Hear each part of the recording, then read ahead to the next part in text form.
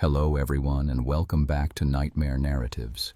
I can picture some of you already in bed, maybe some of you just getting home from work.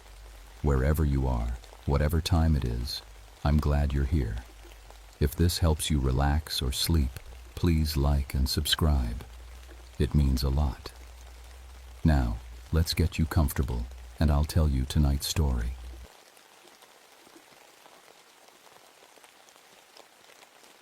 My name is William Carpenter, but everyone just calls me Bill. I've been a ranger in the Monongahela National Forest for 16 years now, and before that, I spent my whole life in these West Virginia mountains. Used to work the coal mines with my brother Danny until that terrible day in 1974 when the mine collapsed. Danny didn't make it out. I did. That's when I knew I needed to do something different with my life. Being a forest ranger suited me just fine. After years underground in the dark, working above ground with trees and wildlife felt like a blessing. I specialized in managing the animals, tracking bears, counting deer herds, studying how predators behaved. At 43 years old, I figured I knew every creature that lived in these mountains. Every sound they made, every track they left, every way they hunted. The summer of 1990 was the hottest and driest anyone could remember. Day after day, the sun beat down without mercy. Streams that usually ran strong were down to little trickles. Some dried up completely. The animals were getting desperate, clustering around the few water sources that remained. I spent most of my time making sure the wildlife had enough to drink and eat. The old-timers in the mountain communities had stories about strange things happening during bad droughts like this. They'd talk about their great-grandfathers seeing a white bear back in the 1800s when the German families first settled here. Local families called it the woolly booger, something that only showed up when nature was under stress. I never paid much attention to those tales. 30 years in these mountains, and I'd seen every animal native to West Virginia. The idea of some unknown creature hiding in forests I'd mapped myself seemed impossible.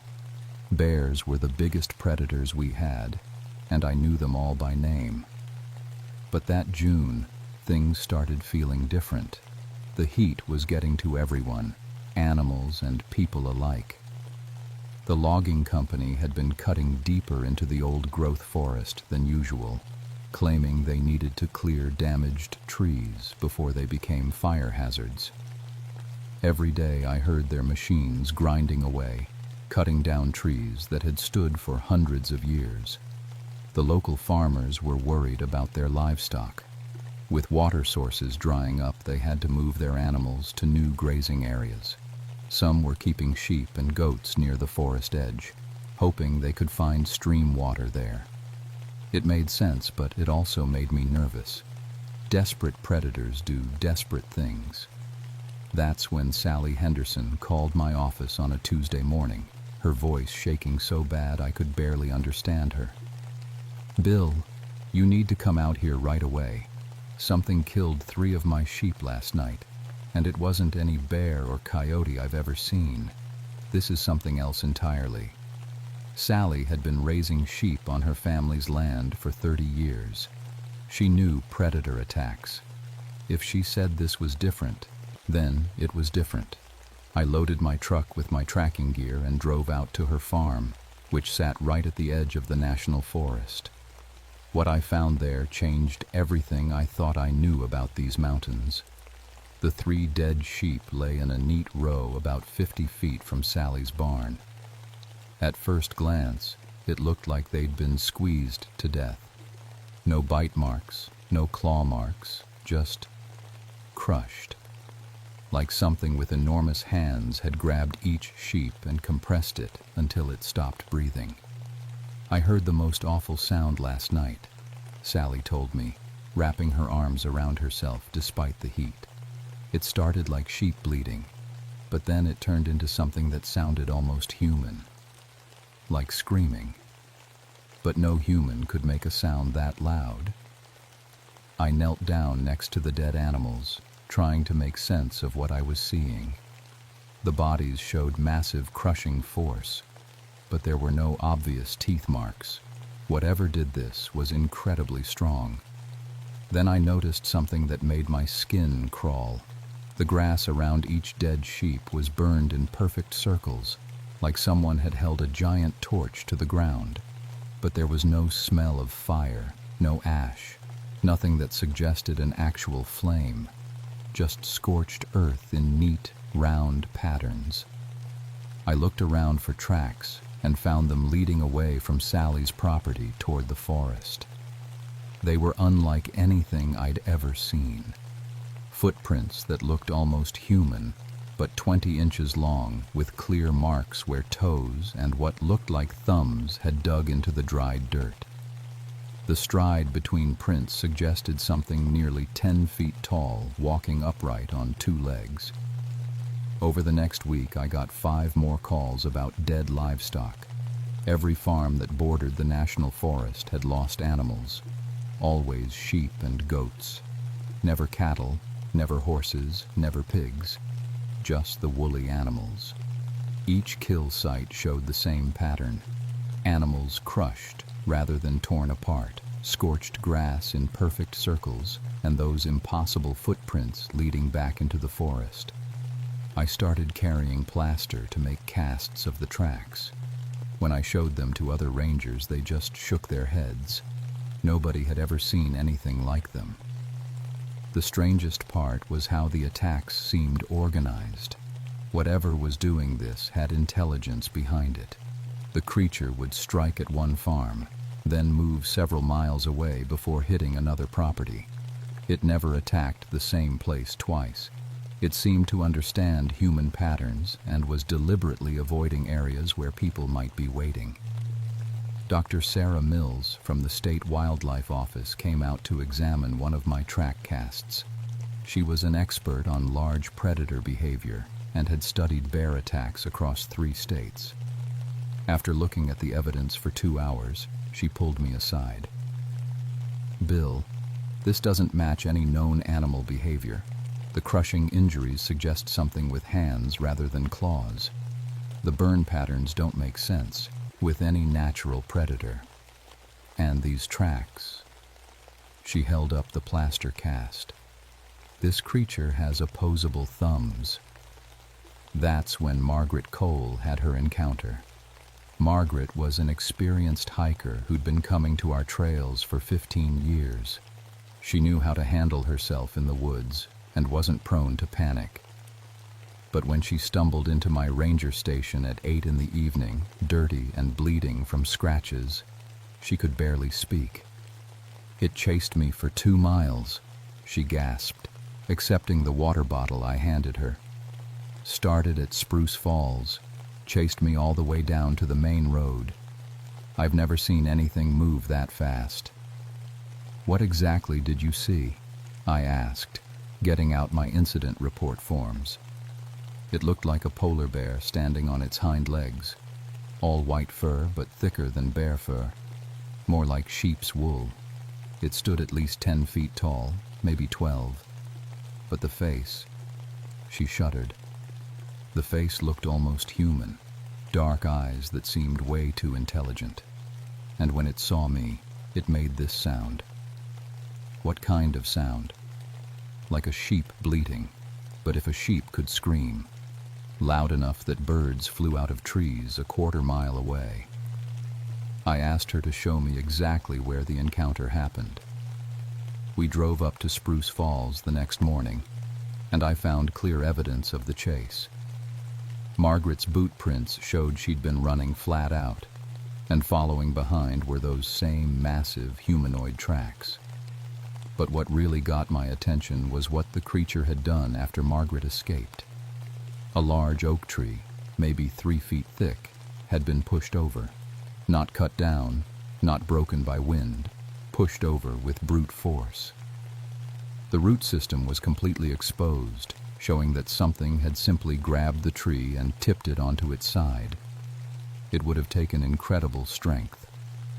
Near the fallen tree, I found more of those burned grass circles. But this time, there was also a piece of metal, part of someone's camping gear, that had been twisted into an impossible shape. The aluminum had been melted and reformed like clay. Whatever was out there wasn't just strong.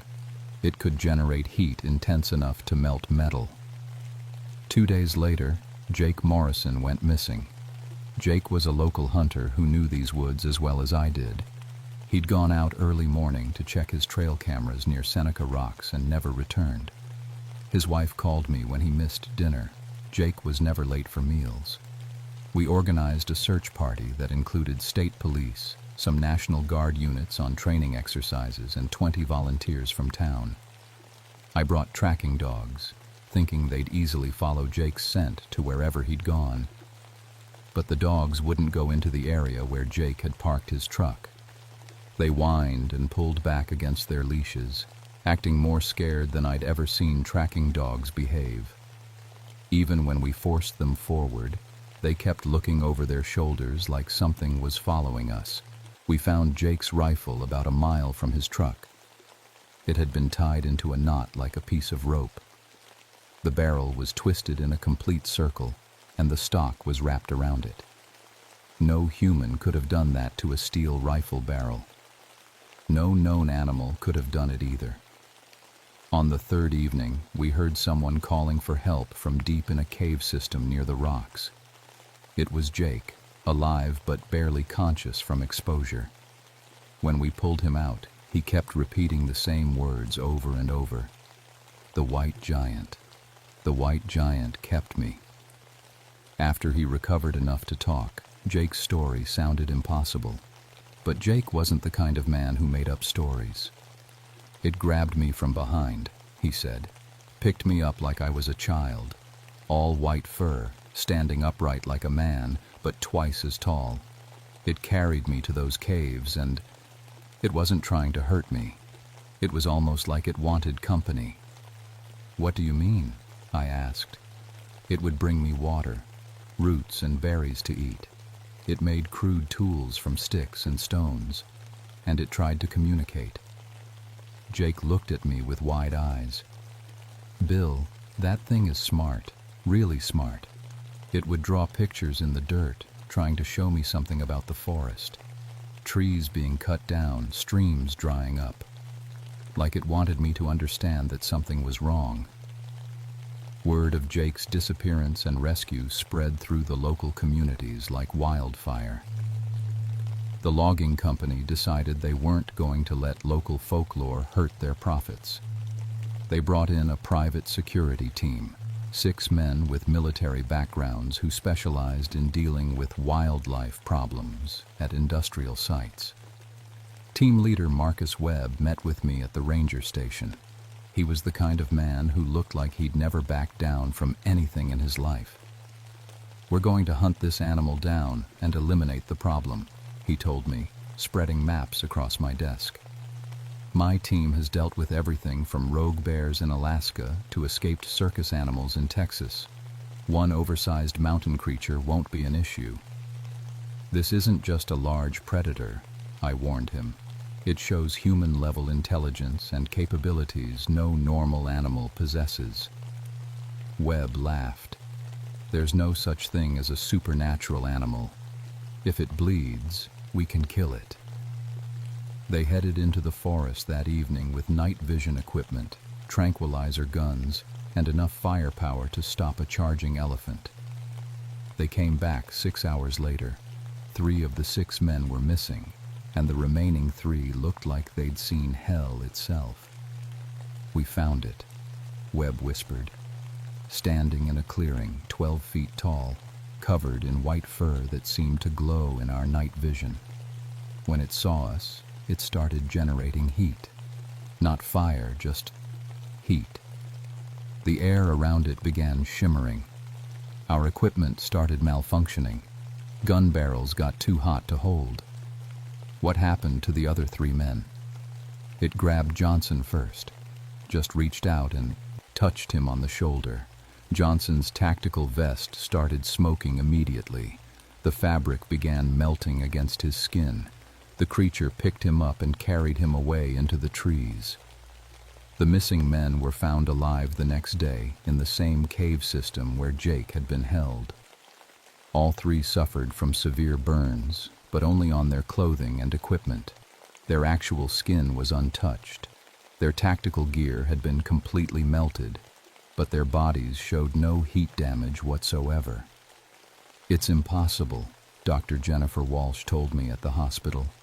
"These men were exposed to temperatures hot enough to melt synthetic fabrics and metal components, but they don't even have first-degree burns." The Pentagon got involved after that. Federal researchers arrived with equipment I'd never seen before. They called themselves environmental specialists, but their gear looked more military than scientific. Dr. Alan Foster, the team leader, seemed particularly interested in the heat generation capability. If this creature can generate temperatures over 1,000 degrees Fahrenheit without harming itself, it represents a completely unknown biological process. That night, the logging operation lost their first piece of major equipment. The operator, a man named Steve Duncan, was found the next morning inside his bulldozer. The machine had been melted from the inside out, the steel cab twisted into impossible shapes. Duncan was still alive, showing no burn injuries despite being inside what had essentially become a steel furnace. "It stood right in front of my dozer," Duncan whispered when he regained consciousness. 12 feet tall, arms spread wide, like it was trying to protect the trees behind it. When I didn't stop, it placed its hands on the hood of my machine. The metal started glowing red hot immediately, but somehow the heat didn't reach me. That thing saved my life while it destroyed my machine. The Seneca elder Robert Cornplanter asked to speak with me after hearing about the latest incident. We met at his cabin on the reservation. "My grandfather called it Genwakshash, the fire spirit that protects the mountain's life force," he said. "The stories say it only appears when the forest is dying, when too much damage threatens the balance of life. Why doesn't it just kill the loggers directly? Because that's not its purpose. The spirit doesn't want to harm people, it wants to heal the land. But it will defend the forest with increasing force until the threat stops." That same evening, Steve Duncan died. His body temperature began rising uncontrollably in the hospital. His internal temperature reached 107 degrees before his organs failed. He died from hyperthermia generated from within his own body. Duncan's death changed everything. The creature was no longer just protecting the forest. It was starting to kill people. Apex Logging brought in professional big game hunters with orders to track down and eliminate the threat. That night, I made a decision that would change my life forever. I was going to find the creature myself and try to communicate with it before the hunters arrived. I gathered my camping gear and drove to the trailhead near Seneca Rocks, where Jake Morrison had first encountered it. As I hiked into the darkening forest, the temperature dropped despite the summer heat. The air smelled different too, metallic and charged, like the atmosphere before a lightning storm. I was about to meet something that challenged everything I thought I knew about the natural world. I found the creature at the headwaters of Seneca Creek, where the drought had reduced the once flowing stream to a series of muddy pools. It was waiting for me. Standing 12 feet tall at the edge of the water, covered in thick white fur that seemed to absorb the moonlight, the sheep squatch looked exactly like the witnesses had described. But seeing it in person was completely different from hearing about it. The presence of the creature filled the clearing with an energy that made the hair on my arms stand up. Its eyes were the most startling feature. Dark, intelligent, and utterly human in expression. When it looked at me, I felt like it was seeing straight through to my soul. "I'm not here to hurt you," I said aloud. "I want to understand." The creature tilted its head, studying me. Then it began to generate heat. The air around it started shimmering, but instead of becoming unbearable, the heat felt welcoming, like sitting near a fireplace on a winter evening. Then something extraordinary happened. Images began forming in my mind. Not my own thoughts, but pictures being shared directly from the creature's consciousness. I saw the forest as it had been hundreds of years ago, pristine and untouched, with clear streams and towering trees. I saw the gradual changes over decades: early logging, mining operations, roads carved through ancient groves. And I felt the creature's pain with each tree that fell, each stream that was polluted, each animal that lost its habitat. The sheep squatch wasn't just an animal protecting its territory. It was somehow connected to every living thing in the forest. When trees died, it felt their death. When streams dried up, it experienced thirst. When wildlife suffered, it shared their pain. "You're dying," I said, understanding flooding through me. "The forest is dying, and you're dying with it." The creature nodded, a completely human gesture. Then it shared more images, visions of what would happen if the logging continued. Entire mountainsides stripped bare, streams completely dry, wildlife populations collapsing. And finally, the creature itself fading away as its connection to the ecosystem was severed forever. "How can I help?" I asked. The sheep squatch pointed toward the sound of machinery in the distance. Apex had brought in their replacement equipment overnight and was starting a new cutting operation. The creature's message was clear. The immediate threat had to be stopped. Then I heard vehicles approaching through the forest. Multiple engines, moving fast, coming from different directions. The hunting team had arrived, and they were converging on our location. 6 vehicles surrounded the clearing, spotlights blazing. 20 armed men emerged, led by a professional hunter named Carl Brennan, who'd been hired specifically to track and kill dangerous wildlife. "There it is," Brennan shouted, raising an enormous rifle. "Remember, this thing generates extreme heat, so maintain distance." "Don't shoot," I yelled, stepping between the hunters and the creature. "This isn't just an animal. It's trying to protect the forest." "Step away, Ranger Carpenter," Brennan ordered. "That thing has already killed 1 man."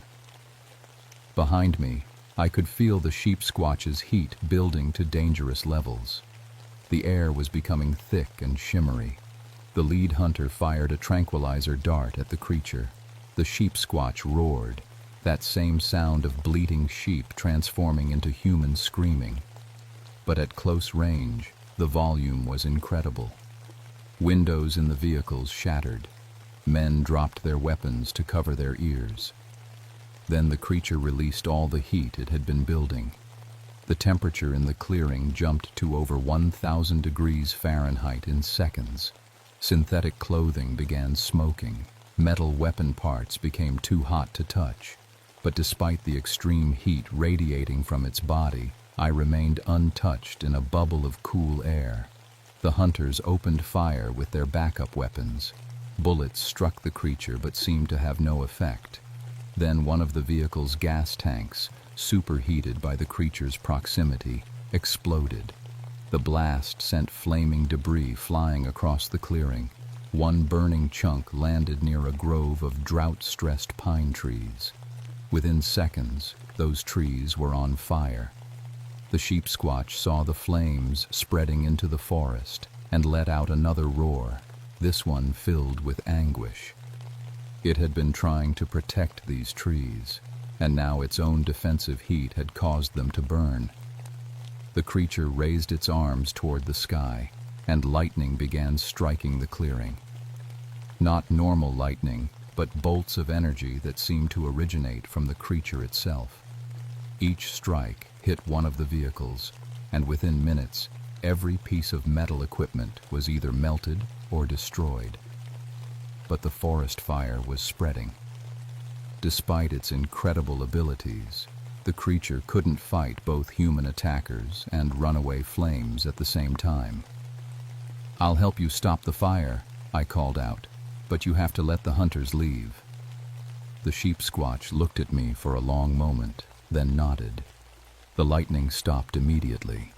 The temperature began dropping back to normal levels, and in the distance, I could hear the hunters' vehicles starting up as they retreated.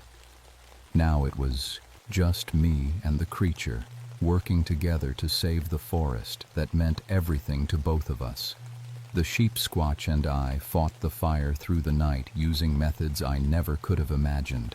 The creature used its heat control abilities to create fire breaks, superheating the ground in strategic lines to create barriers the flames couldn't cross. When that wasn't enough, it generated localized thunderstorms, calling down rain to douse the worst burning areas. I worked alongside it, using my knowledge of forest management to direct its efforts toward the most critical areas. Together, we saved over 90% of the old growth trees that had been threatened. During those hours working together, I learned something that changed my entire understanding of what the creature was. The sheep squatch wasn't just an animal that lived in the forest. It was the forest, in a way I couldn't fully explain. Every tree, every stream, every living thing in the ecosystem was part of a larger organism, and the creature was its physical manifestation. "What do you need from me?" I asked it directly. More images flowed into my mind. I saw legal documents, government officials, environmental protection orders. The creature understood human bureaucracy well enough to know that lasting protection required more than just frightening away loggers. Over the following weeks, I became the creature's advocate in the human world. Using evidence I'd gathered, thermal readings, photographs, testimonies from witnesses, I built a case for permanent environmental protection of the Monongahela's old growth areas. 6 months after my encounter with the sheep squatch, the federal government declared 50,000 acres of old growth forest permanently protected from logging, mining, and development. The Seneca Creek watershed was designated as critical habitat. The creature's attacks stopped immediately after the protection orders took effect. It was as if the sheep squatch had simply vanished once its mission was accomplished. But I knew it was still there. In my role as chief ranger for the newly protected areas, I had developed an unusual sensitivity to the forest's condition. I could sense when illegal hunting was occurring, when streams were being polluted, when any significant threat emerged. Sometimes during quiet evenings in the forest, I would feel a presence nearby. Not threatening, just watching, protecting. The sheep squatch was still connected to every tree and stream, but it no longer needed to manifest physically. The forest was healing.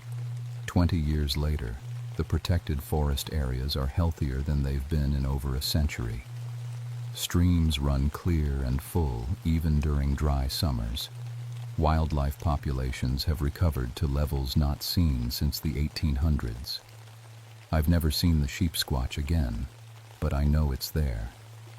On still nights, when I'm camping in the deepest parts of the forest, I sometimes hear that distinctive sound. Sheep, bleating that transforms into something almost like singing. It's no longer a cry of anguish or warning. Now it sounds like contentment. The mountains are at peace, and so is the ancient spirit that guards them.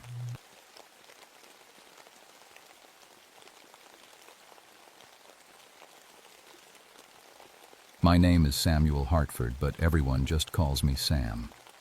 I've been a forest ranger for 11 years now, and I thought I'd seen everything these North Carolina mountains could throw at me. Boy, was I wrong. It was January 1954, and the worst winter anyone could remember had settled over the Uwharrie Mountains like a heavy blanket. Snow covered everything for weeks.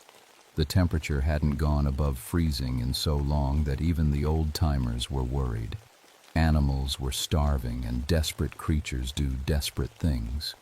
I'd been walking these forest paths since 1953, after I got back from the war.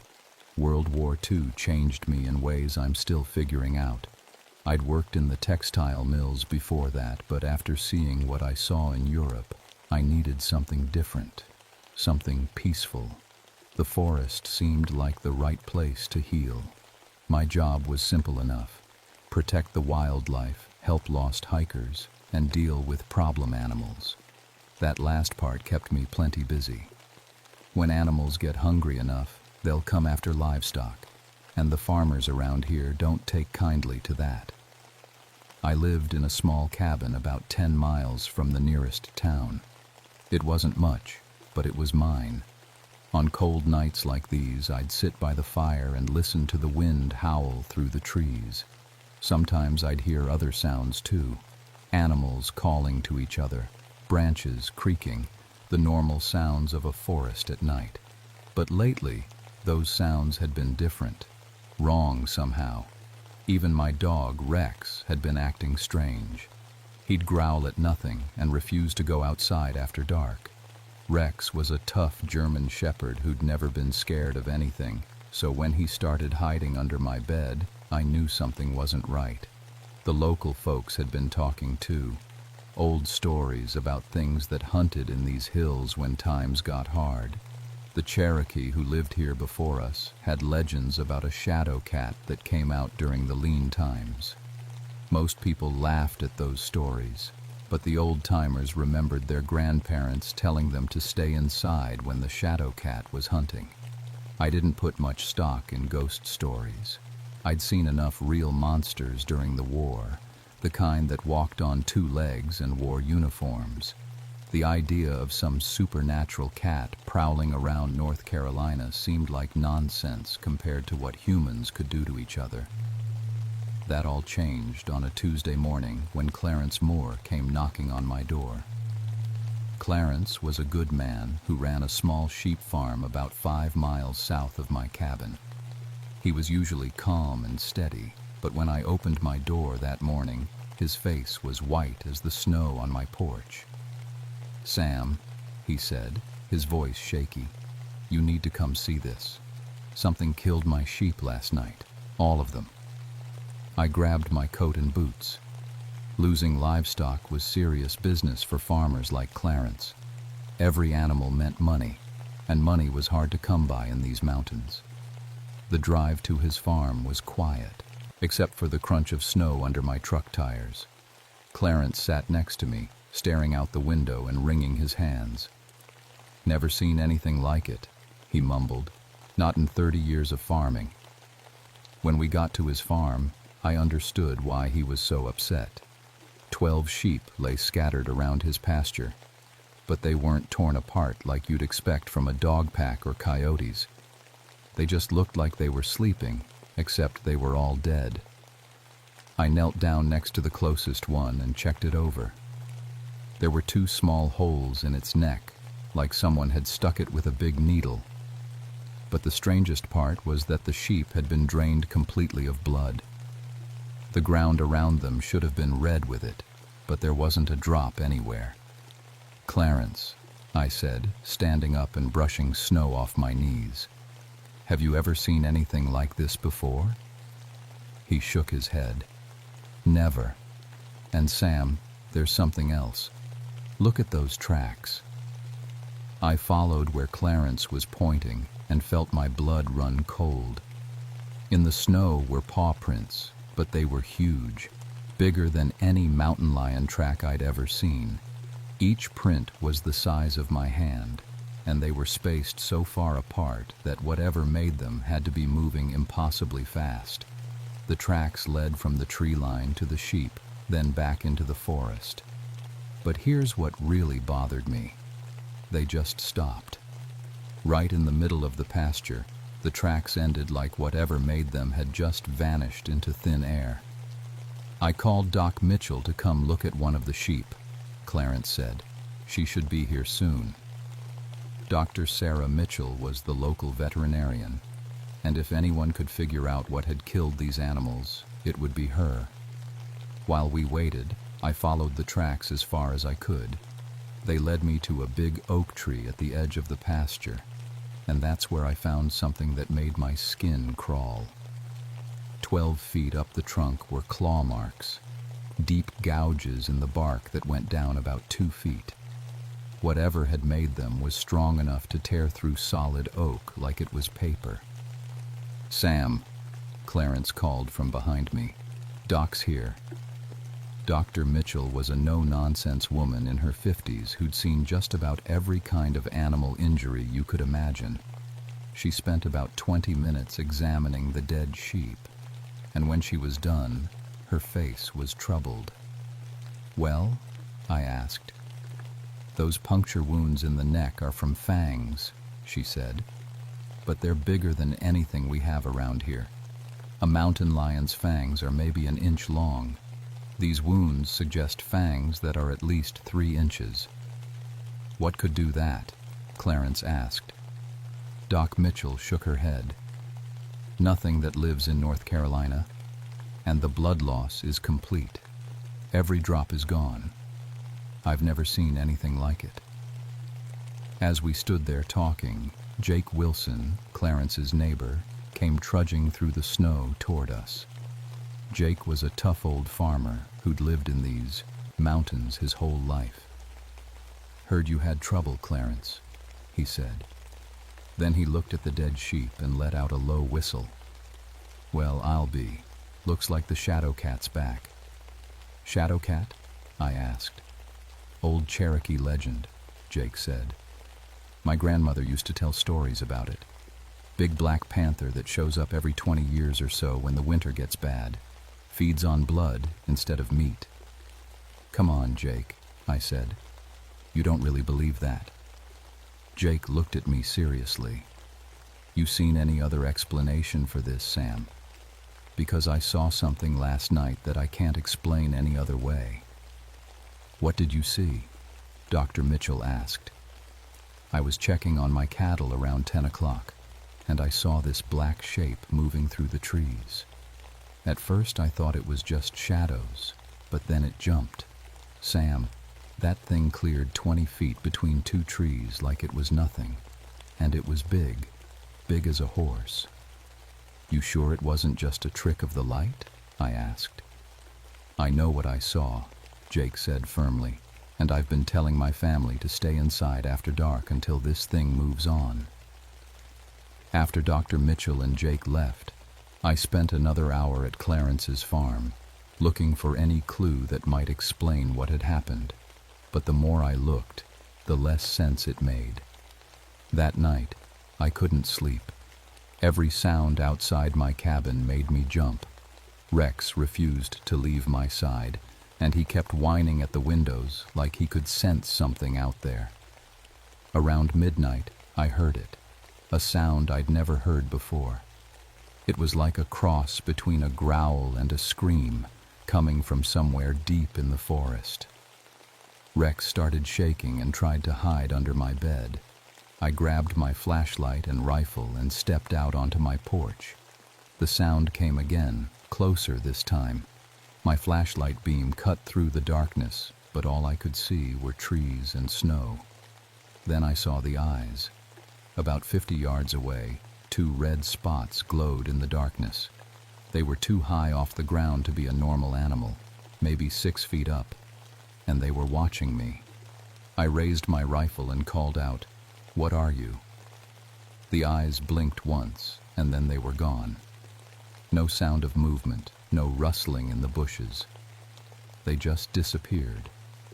I stood on that porch for another hour, but I didn't see anything else. When I finally went back inside, my hands were shaking so bad I could barely lock the door. The next morning, I found tracks in my yard. The same massive paw prints I'd seen at Clarence's farm, leading right up to my porch and then away into the forest. Whatever had made them had been close enough to touch my front door. Over the next week, 3 more farms reported the exact same kind of attacks. The Johnson place lost 8 cattle. The Williams family found their horses dead in their stalls. Every time it was the same story. Animals drained of blood with no other damage. I started keeping a map of the attacks, marking each location with a red pin. The pattern formed a rough circle about 10 miles across, and my cabin was right in the middle of it. The state police got involved after the 4th attack. They brought in dogs to track whatever was doing this, but the hounds wouldn't follow the trail. They'd get to the edge of the forest, start whimpering, and refuse to go any further. That's when I started doing some research at the local library. I spent hours looking through old newspapers and records, and what I found made my blood run cold. Every 20 years or so, going back to 1889, there had been reports of the same kind of killings. Always during the worst part of winter, always lasting exactly 1 month. The newspapers called it different things: mystery predator, unknown beast, devil cat. But the details were always the same. Mrs. Henderson, the librarian, was an elderly Cherokee woman whose family had lived in these mountains for generations. When I asked her about the old stories, she got very serious. My great-grandmother called it the shadow walker, she said quietly. It comes when the balance is broken, when the land is hurt and the animals are suffering. It's not just hunting for food, Sam. It's hunting to restore the natural order. What does that mean? I asked. It means someone has to pay for the damage, she said, and it won't stop until the debt is settled. I was starting to think maybe these old stories weren't so crazy after all, especially after what happened to Pete Davidson. Pete was a local hunter who knew these woods better than anyone. He'd been tracking the creature for 3 days when we found him unconscious near Bear Creek, about 2 miles from where the latest attack had happened. When Pete woke up in the hospital, he was as white as a sheet and weak as a newborn kitten. The doctors couldn't figure out what was wrong with him. His blood count was dangerously low, but there wasn't a mark on him. "It touched me," Pete whispered when I went to visit him. "The shadow cat. It put its paw on my chest, and I felt my life being pulled right out of me." "What did it look like?" I asked. "Biggest cat I ever seen," he said. "Black as midnight, with red eyes that looked right into my soul. And Sam, the strangest thing, I could feel what it was feeling, like our minds were connected somehow." Pete's condition got worse over the next few days. He started having visions, seeing through the creature's eyes as it hunted. He'd wake up screaming about being in dark forests, stalking prey, feeling an endless hunger. That's when the National Guard showed up. Governor Luther Hodges had finally decided this was serious enough to call in the military. 50 soldiers with trucks, helicopters, and enough firepower to stop a small army. I tried to tell the commanding officer, Colonel Barnes, that this wasn't something you could fight with bullets, but he laughed at me. "Son," he said, "I've been hunting dangerous animals all over the world. Whatever this thing is, we'll put it down." They set up checkpoints all around the area and started patrol sweeps through the forest. For 2 days, everything was quiet. The colonel thought they'd scared the creature away. Then Private Johnson was found dead at checkpoint 3. He was sitting upright in his chair like he'd fallen asleep on duty, but when they tried to wake him up, they realized he was dead. Same as the animals, completely drained of blood with 2 small puncture wounds in his neck. The really scary part was that the other soldiers at the checkpoint never heard anything. No sounds of struggle, no cries for help. 1 minute Johnson was alive and alert. The next, he was dead. Colonel Barnes wasn't laughing anymore. The attacks started happening every night after that. Not just animals now, but people too.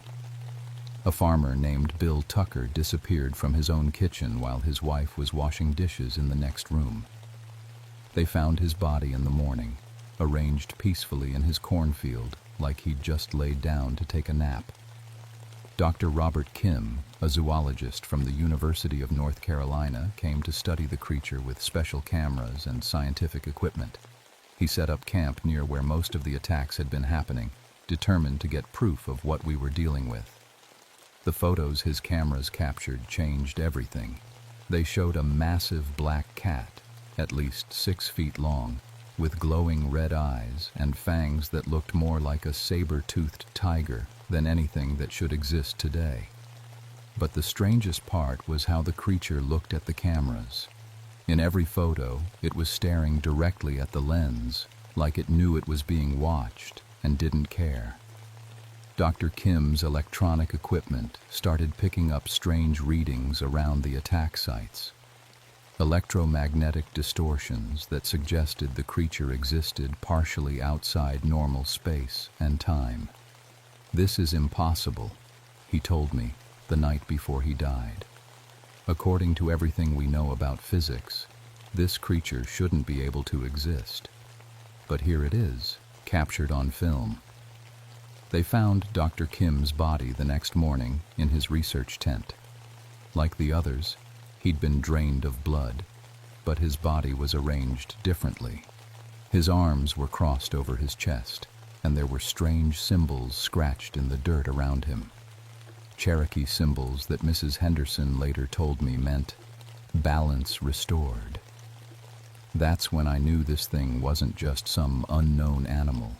It was something else entirely, something that thought and planned and had a purpose beyond simple hunting. And somehow, I knew it was coming for me next. The dreams started 3 nights after Dr. Kim died. I'd fall asleep and suddenly be running through the forest on 4 legs, seeing the world through red-tinted eyes. I could smell fear on the wind and feel an ancient hunger burning in my chest. When I woke up, I'd know exactly where the creature had been and what it had done. The dreams were so real that I started marking the locations on my map, and every morning, the reports would come in confirming what I'd seen. Mrs. Henderson came to visit me on the 4th day. She found me sitting on my porch, staring at the forest with my rifle across my knees. "It's calling to you," she said, settling into the chair next to me. "I know," I said. "I can feel it getting stronger every night." "My great-grandmother told stories about this," she said. "The shadow walker chooses someone to communicate with, someone who can understand its purpose." "What purpose?" I asked, though I was starting to suspect I already knew. "The mining," she said quietly. "The clear-cutting. The new roads they're planning to build through the sacred places. The land is crying out, and the shadow walker has come to answer." I thought about the maps I'd seen in the county office, the plans for strip mining operations that would tear up thousands of acres of forest. I thought about the Cherokee burial grounds that would be destroyed and the animals that would lose their homes. "What does it want from me?" I asked. "To make you choose," she said, "between your duty to the human world and your responsibility to the natural world." That night, I didn't even try to sleep. I loaded my rifle, filled a backpack with supplies, and headed into the forest. If the creature wanted to communicate with me, I'd meet it on its own terms. The dreams had shown me where to go. An old Cherokee village site about 5 miles deep in the woods, where stone foundations still poked through the snow. As I walked, I could feel something following me, staying just out of sight but always watching. I reached the village ruins just as the moon was setting. The forest was completely silent. No wind, no animal sounds, nothing. Even my footsteps seemed muffled. Then it stepped out of the shadows. The photos hadn't done it justice. The creature was massive, easily the size of a small horse, with sleek black fur that seemed to absorb light. Its red eyes glowed like coals in the darkness, and when it opened its mouth, I could see fangs as long as my fingers. But the most unsettling thing was its eyes. They looked human, intelligent and aware in a way that no animal's eyes should be. "You're the Shadow Walker," I said, surprised by how calm my voice sounded. The creature tilted its head, and suddenly my mind was flooded with images. I saw the forest as it used to be, thick and untouched, full of life. I saw Cherokee families living in harmony with the land, taking only what they needed. Then I saw the destruction, trees cut down by the thousands, mountains torn apart for coal, streams poisoned by runoff. I felt the pain of the earth itself, crying out for justice. "You're not just a predator," I said, understanding flooding through me. "You're a guardian." The images changed, showing me the plans for new mining operations, the roads that would cut through sacred burial grounds, the strip pits that would destroy entire ecosystems. The creature's anger washed over me like a wave, ancient and terrible. Then I saw what it wanted from me. "You want me to stop them," I said, "to protect this place." The creature moved closer, and I could feel its power radiating from it like heat from a fire. It reached out with one massive paw and gently touched my chest. The contact sent electricity through my entire body. Suddenly, I could hear everything. The heartbeat of every animal for miles around, the slow growth of trees, the whisper of water moving through underground streams. I was connected to the entire forest, feeling its pain and its need. But with the connection came a price. I could feel my own life force being drawn out, feeding the creature's supernatural existence. I was aging years in seconds, my hair turning gray, my back beginning to stoop. "If I help you," I gasped, "what happens to me?" More images flooded my mind. I saw myself as the creature's human agent, using my position as a ranger to protect the forest from those who would destroy it. I would have supernatural abilities, the power to communicate with animals, to sense threats from miles away, to influence the natural world. But I would no longer be fully human. I would be something in between, bound to the forest for the rest of my life. The creature stepped back, waiting for my answer. I thought about my old life, the simple job, the quiet cabin, the normal human concerns. Then I thought about what would happen if I said no. The mining would continue, the forest would be destroyed, and the Shadow Walker would keep killing until someone listened. I thought about the war, about all the destruction I'd seen human beings cause.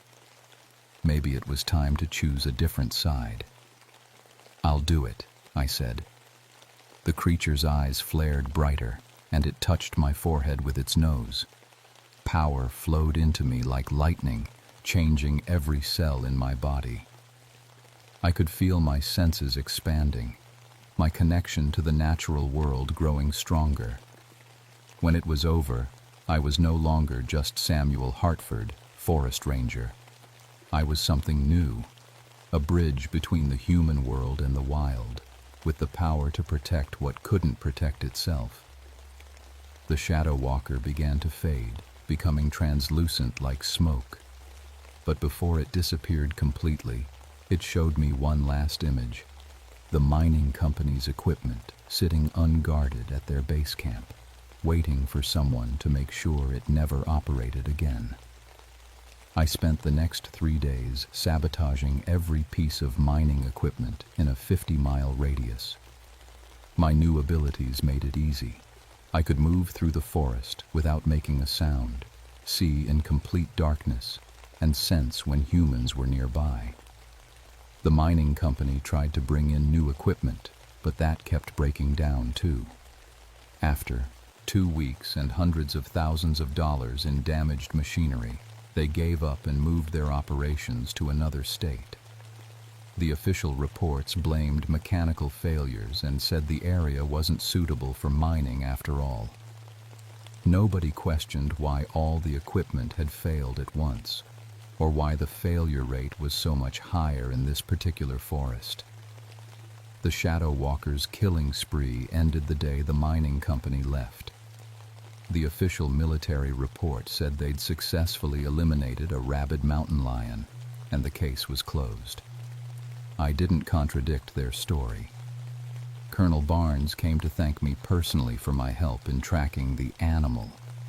He had no idea that I was the reason it had stopped killing. "Glad we could put this business behind us," he said, shaking my hand. "You ever think about joining the military, son? We could use someone with your woodland skills." I smiled and told him I was happy being a forest ranger. It was true enough, even if my job description had changed considerably. Pete Davidson recovered completely once the creature disappeared. The connection between them was broken, and he had no memory of the visions he'd experienced. He went back to hunting, though he never ventured very deep into the forest anymore. My own transformation wasn't visible to other people, but I could feel it every day. I could sense when deer were being hunted by poachers from miles away.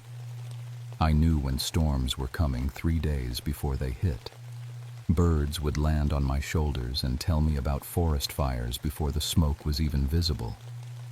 The Shadow Walker was still out there, I knew. Sometimes on very quiet nights I could feel its presence watching over the forest. It was waiting, ready to return if the balance was threatened again.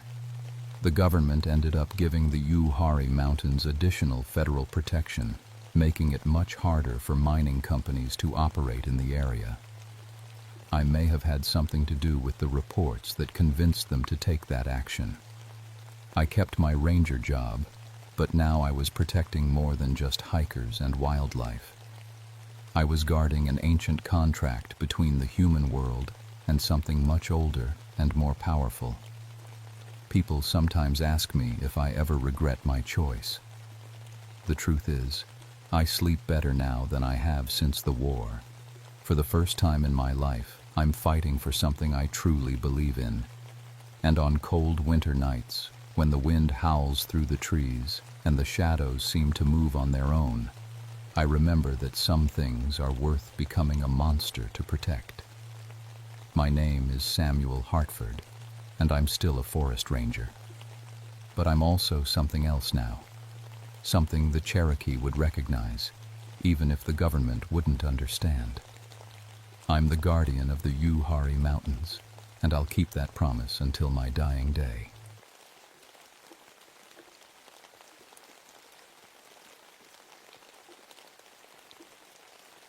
My name is David McKinnon, but everyone calls me Dave.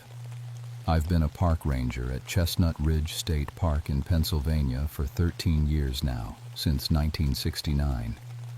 Before that, I worked in the steel mills in Pittsburgh. That all changed when an accident at the plant killed 3 of my friends. After watching what industrial machines could do to human bodies, I needed something different, something cleaner. The mountains called to me, so I packed up my life and moved to Chestnut Ridge, where the air was fresh and the only sounds were wind through trees and water running over rocks. I thought I'd seen the worst of what life could throw at a person. I was wrong. October 1982 was beautiful that year. The leaves had turned every color you could imagine: bright reds, deep oranges, golden yellows. Tourists came from all over to see our fall colors. But I knew something they didn't. October was when strange things happened on the ridge. Always had been, according to the old-timers. The Pennsylvania Dutch settlers who first came here in the 1700s told stories about a white devil that lived in the caves. The Native Americans who lived here before them had their own stories. They said the ridge was cursed during certain moon phases. Smart people stayed away when the moon was dark. I didn't believe any of that nonsense. After seeing what industrial accidents could do to human bodies, the idea of some glowing cave monster seemed pretty tame. I figured it was just reflected light playing tricks on people's eyes. Our cave systems at Chestnut Ridge are something special. Miles and miles of tunnels snake through the limestone, some mapped, some not. Laurel Caverns is the biggest, a massive underground world that we still don't fully understand. Parts of it have been there since before people walked the earth. I specialized in cave rescue. It was my job to know every tunnel, every drop, every dangerous spot where someone could get hurt or lost. In 13 years, I'd pulled dozens of people out of those caves. Broken legs, twisted ankles, panic attacks in the dark. I'd seen it all. The temperature was dropping fast that October. Weather reports warned about early frost. The caves stayed at a steady 55 degrees year-round, but the temperature difference between inside and outside could play tricks on you. Made you see things that weren't there. Made you hear voices in the echo. That's what I thought was happening when the first reports came in about a glowing figure in Laurel Caverns. Hikers claimed they saw something white moving through the darkness, too big to be human. Local newspapers ran the stories, but I knew better. 40 years of living near these mountains had taught me that people's imaginations ran wild in October. I should have listened to those stories. Should have paid attention to the way animals acted strange that month, how they avoided certain parts of the forest. Should have noticed how my radio crackled with static near the cave entrances, how my compass needle spun like a top. But I didn't. I was practical, scientific. I believed in things I could touch and measure and prove. That kind of thinking works great in the daylight. In the deep caves where darkness swallows light and sounds bounce off walls in ways that don't make sense, practical thinking can get you killed. The call came in on October 15th, just after dawn. 3 college kids from the University of Pittsburgh had gone into Laurel Caverns 2 days before. They were experienced spelunkers, had all the right gear, followed all the right safety rules. They were supposed to be back by Thursday evening. It was now Saturday morning, and nobody had heard from them. Emergency rescue protocol kicked in as soon as the report hit my desk. Missing persons in the cave system was serious business. People could die down there, from falls, from getting lost, from hypothermia. We had 48 hours at most before hope started running out. I gathered my rescue team, 4 good people who knew the caves almost as well as I did. We checked our gear twice: ropes, lights, first aid supplies, communication equipment. Everything had to be perfect. One mistake underground could turn a rescue mission into a recovery operation. The entrance to Laurel Caverns looked normal that morning, just a dark opening in the limestone, like the mouth of some sleeping giant. But as soon as we stepped inside, I knew something was wrong. The air felt different, warmer. My thermometer read 75 degrees, 20 degrees higher than normal. In 13 years of cave rescue, I'd never seen temperature readings like that. Equipment malfunction, I told my team. But when I checked the backup thermometer, it showed the same impossible reading. We found their gear scattered through the main chamber like someone had thrown it around in a rage. Helmet lights were still working, casting crazy shadows on the cave walls, but they'd been abandoned in random spots. These were experienced cavers. They would never leave their lights behind.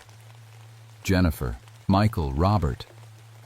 Our voices echoed through the tunnels, bouncing off walls and coming back distorted. But mixed in with our echoes, we heard other voices, fainter ones, calling for help from somewhere deeper in the cave system. My compass needle spun in circles. GPS couldn't get a signal this far underground, but the backup navigation equipment was going crazy too. Magnetic interference, maybe, but I'd never seen anything like it. We followed the voices deeper into the cave, past the tourist areas, past the mapped sections. The walls here were covered with strange drawings, stick figures and symbols that looked old, really old. I'd seen similar markings in other caves, but these seemed to glow faintly in our lights. That's when we found the footprints. They were pressed deep into the mud of the cave floor, human-shaped, but huge. 18 inches long, with elongated toes that ended in what looked like claw marks. Whatever made them was big, much bigger than any person. Bear prints, suggested Tommy, one of my team members. But he didn't sound convinced, and I didn't blame him. Bears didn't make prints like that. Nothing did. Our lights started acting strange as we went deeper. The beams would hit the cave walls and create shadow patterns that didn't make sense. For a split second, I could swear I saw the outline of a tall figure moving through solid rock. But when I looked directly at the spot, nothing was there. "Did you see that?" whispered Sarah, our medical specialist. "See what?" But I had seen it. We all had. The voices kept calling from ahead, leading us through passages I'd never mapped. The cave system was bigger than we'd thought. Much bigger. Tunnels branched off in directions that shouldn't exist according to our surveys. We found Jennifer Walsh in a chamber so deep I wasn't sure we could find our way back. She was alive, sitting against the cave wall with her knees pulled up to her chest.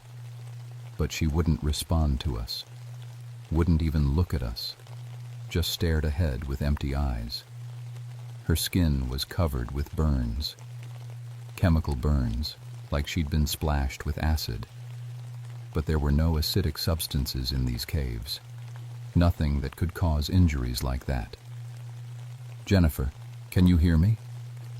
Sarah knelt beside her, checking her pulse. "We're here to help."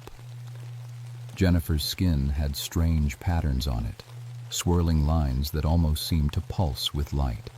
They matched some of the drawings on the cave walls.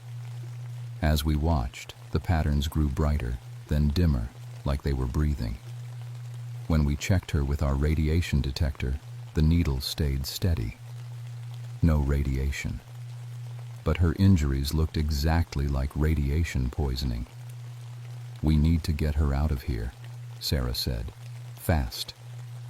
But as we prepared to carry Jennifer back to the surface, we heard a new sound echoing through the caves.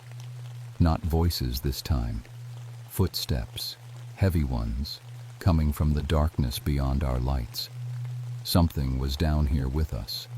Something that had hurt Jennifer Walsh and taken her friends. Something that was getting closer.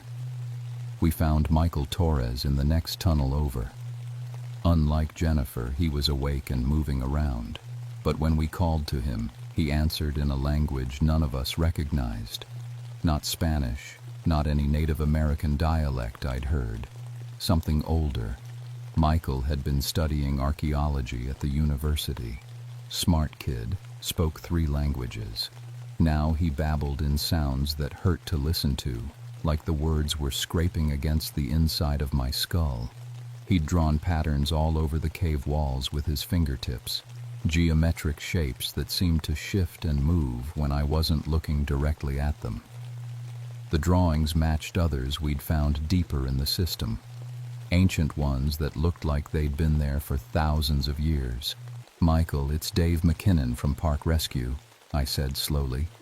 "We're here to help." He stopped drawing and looked at me. For a moment, his eyes cleared. "The Guardian," he whispered in English.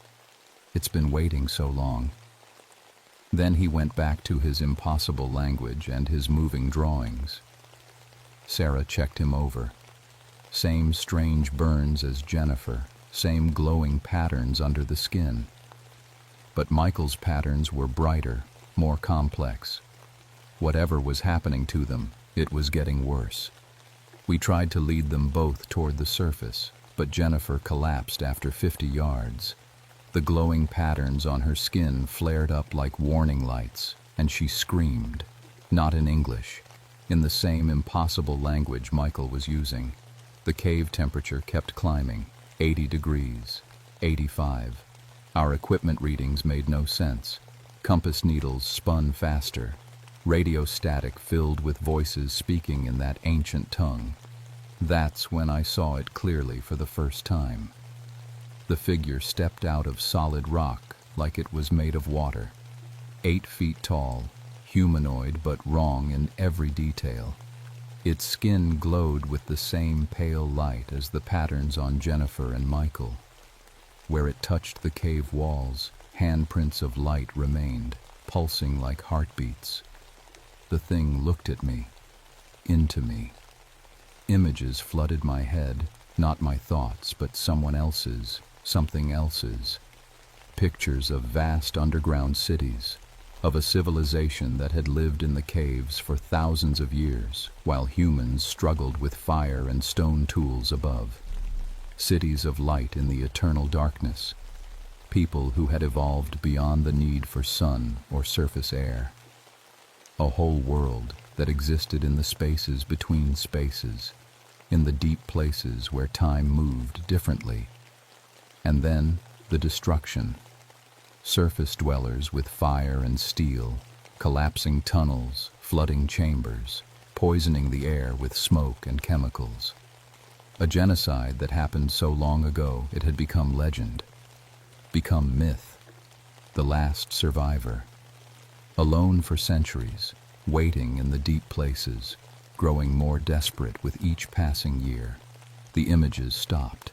The figure, the white thing the old stories warned about, stood 20 feet away, watching us with eyes like pale stars. It spoke without moving its mouth. The words formed directly in my mind. So long alone, so long in the dark. Need companionship, need family. You will stay, you will learn, you will become. "Where's Robert Chen?" I managed to ask. My voice came out as a croak. The thing tilted its head. Learning, changing, becoming suitable. Soon ready for the deep places. Behind us, new passages had appeared in the cave walls. Passages that led down, always down, into parts of the mountain that shouldn't exist. The white thing was sealing the ways back to the surface, trapping us in its underground world. Time moved strangely down there. My watch showed different times every time I looked at it. Radio check-ins with the surface happened at impossible intervals. When I tried to call for backup, only static answered. We were on our own, hundreds of feet underground, with something that could walk through solid rock and change the shape of the cave system at will. Something that had been alone for so long it was willing to transform human beings rather than face another century of solitude. The radiation detectors finally started clicking, not from any substance we could identify, but from the white thing itself. It was poisoning us just by being near us. Our hair started falling out. Our skin began to burn. And somewhere in the deepest part of the caves, Robert Chen was changing into something that could survive down here. Something that could keep the last guardian of an extinct civilization company in the endless dark.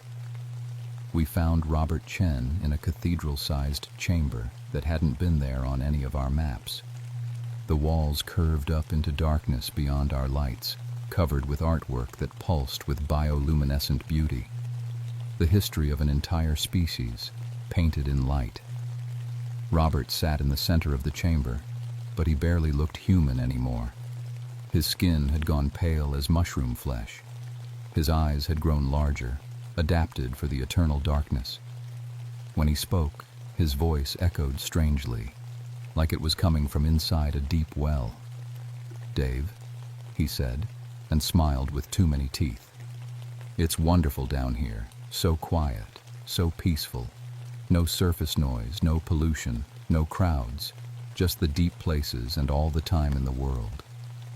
The white thing materialized beside him, not stepping out of rock this time, but forming itself from the air like condensing mist. In the glow of the wall paintings, I could see it clearly for the first time. It had been human once, or something close to human. But thousands of years of evolution in the caves had changed it. Elongated limbs for moving through narrow passages, pale skin that generated its own light, eyes adapted for absolute darkness, fingers that could manipulate matter at the molecular level. Homo spelaeus, it said into my mind. The cave people, your distant cousins. We lived in the deep places while your kind learned to make fire above. The chamber filled with images, not just in my head this time, but projected onto the walls like a movie. The story of two human species, one that climbed toward the light and one that descended into darkness, both intelligent, both creative, both capable of love and art and wonder. But only one had survived. Your people feared the dark places, called us devils, monsters, sealed our cities, poisoned our air, drove us deeper and deeper until only I remained. The images showed the genocide, caves collapsed by dynamite, underground rivers polluted with industrial waste, entire populations buried alive because surface humans feared what they didn't understand. For 300 years, I have been alone. Do you understand what that means?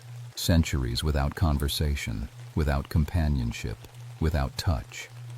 I will not endure another century of isolation. That's when I understood. The white thing wasn't trying to hurt us. It was trying to save us. In its own way, it was trying to turn us into companions who could survive in its world. Robert Chen wasn't being tortured. He was being adapted. You can't just change people, I said. We have lives up there, families, responsibilities. Your friend understands.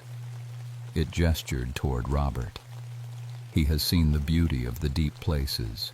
Soon the others will understand as well. Jennifer and Michael stood beside Robert now, their transformations more advanced. Jennifer's skin glowed with soft light. Michael's eyes had grown to twice their normal size. They looked happy, peaceful, like they'd found something they hadn't known they were looking for. But Sarah and Tommy stood behind me, radiation sickness making them shake and sweat. The transformation process was killing them. Whatever adaptation the white thing was causing, not everyone would survive it. There has to be another way, I said. Some way we can help you without destroying my team. The white thing paused. I felt its surprise ripple through my mind. Help? You don't want to hurt anyone. You're just lonely. I understand loneliness. I told it about the steel mill accident, about watching my friends die, about coming to the mountains to escape the guilt and the nightmares, about 13 years of living alone in a ranger station, with only the trees and the radio for company. You know the deep solitude. Yes, but forcing companionship doesn't work. It just creates more loneliness. For the first time in our conversation, the white thing seemed uncertain. It had spent centuries planning this moment, dreaming of companions who could share its world, but it had never considered that friendship couldn't be forced. What do you suggest? I'll visit you regularly. You can show me your world, teach me about your people's history. In return, you let my team go. Let them return to the surface unchanged. And when you grow old and die, what then? We'll figure something out. Maybe we can find other people who want to learn about the deep places. Maybe we can establish some kind of ongoing contact between your world and ours. The white thing considered this. I felt its mind weighing centuries of loneliness against the possibility of genuine friendship. You would do this? Come to the darkness willingly, once a month, for as long as I'm able. Very well. The change began immediately. The molecular structure of Robert, Jennifer, and Michael started shifting back toward human normal. The radiation levels dropped. The sealed passages reopened, showing us the way back to the surface. But as we prepared to leave, the white thing touched my shoulder with one glowing finger. Remember your promise, David. McKinnon. The deep places will be waiting. The official report blamed the incident on equipment failure and natural cave hazards. Robert, Jennifer, and Michael recovered fully, though they all requested transfers to other universities. They didn't want to talk about what happened in the caves, and I didn't blame them. The scientific discoveries we'd made were classified under national security provisions. The government was very interested in molecular manipulation technology, even if they couldn't understand how it worked. Some secrets are too dangerous for the general public, but I kept my promise. Every month I hiked to a special entrance the white thing showed me, deep in the restricted section of Chestnut Ridge. I climbed down into the eternal darkness and spent 3 days in the cathedral chamber, learning about a civilization that thrived for thousands of years in spaces most people never dream of. The white thing, I call him Marcus now, after the Latin name for the ancient cave dwellers, has taught me things that revolutionized cave rescue techniques throughout the Appalachian region. How to read the subtle signs of unstable rock. How to navigate by magnetic field variations. How to find water sources in the deepest places. In return, I bring him news of the surface world, books and magazines, stories about human achievements and failures, pictures of places he'll never see but dreams about constantly. He's still lonely. I can feel it every time we touch minds. Centuries of isolation don't disappear because of one friendship. But it's better now.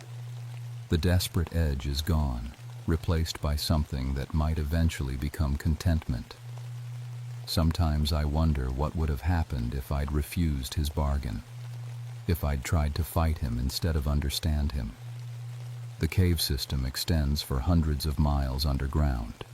There are deep places that have never seen human footprints, chambers where the laws of physics work differently than on the surface. Marcus could have hidden us down there forever, slowly transforming us into pale companions who had no choice but to share his exile. Instead, he chose to trust a human promise. That says something important about both our species. The Park Service has increased protection around Chestnut Ridge. No more commercial development. No more unguided cave expeditions. Officially, it's for environmental protection. Unofficially, it's to make sure nobody disturbs the last survivor of humanity's first genocide. I'm 53 now. My knees creak when I climb down into the caves, and my hands shake more than they used to. In a few years, I'll be too old to make the monthly trips. We've talked about that, Marcus and I. He's working on a solution, something about extending human lifespan through careful molecular adjustment. Nothing dramatic like the forced transformations he attempted before. Just small changes that might give us a few more decades together. I'm considering it. After all, I've seen what the deep places have to offer. Beauty that exists nowhere else on Earth. Peace that the surface world has forgotten. And the friendship of someone who understands what true loneliness means. The white thing of Chestnut Ridge isn't a monster. He's just the last of his kind, trying to make sense of a world that forgot he existed. Some nights, when the moon is dark and the wind howls through the trees, I can hear him calling from the depths of the mountain, not hunting anymore, not seeking victims to transform, just saying hello.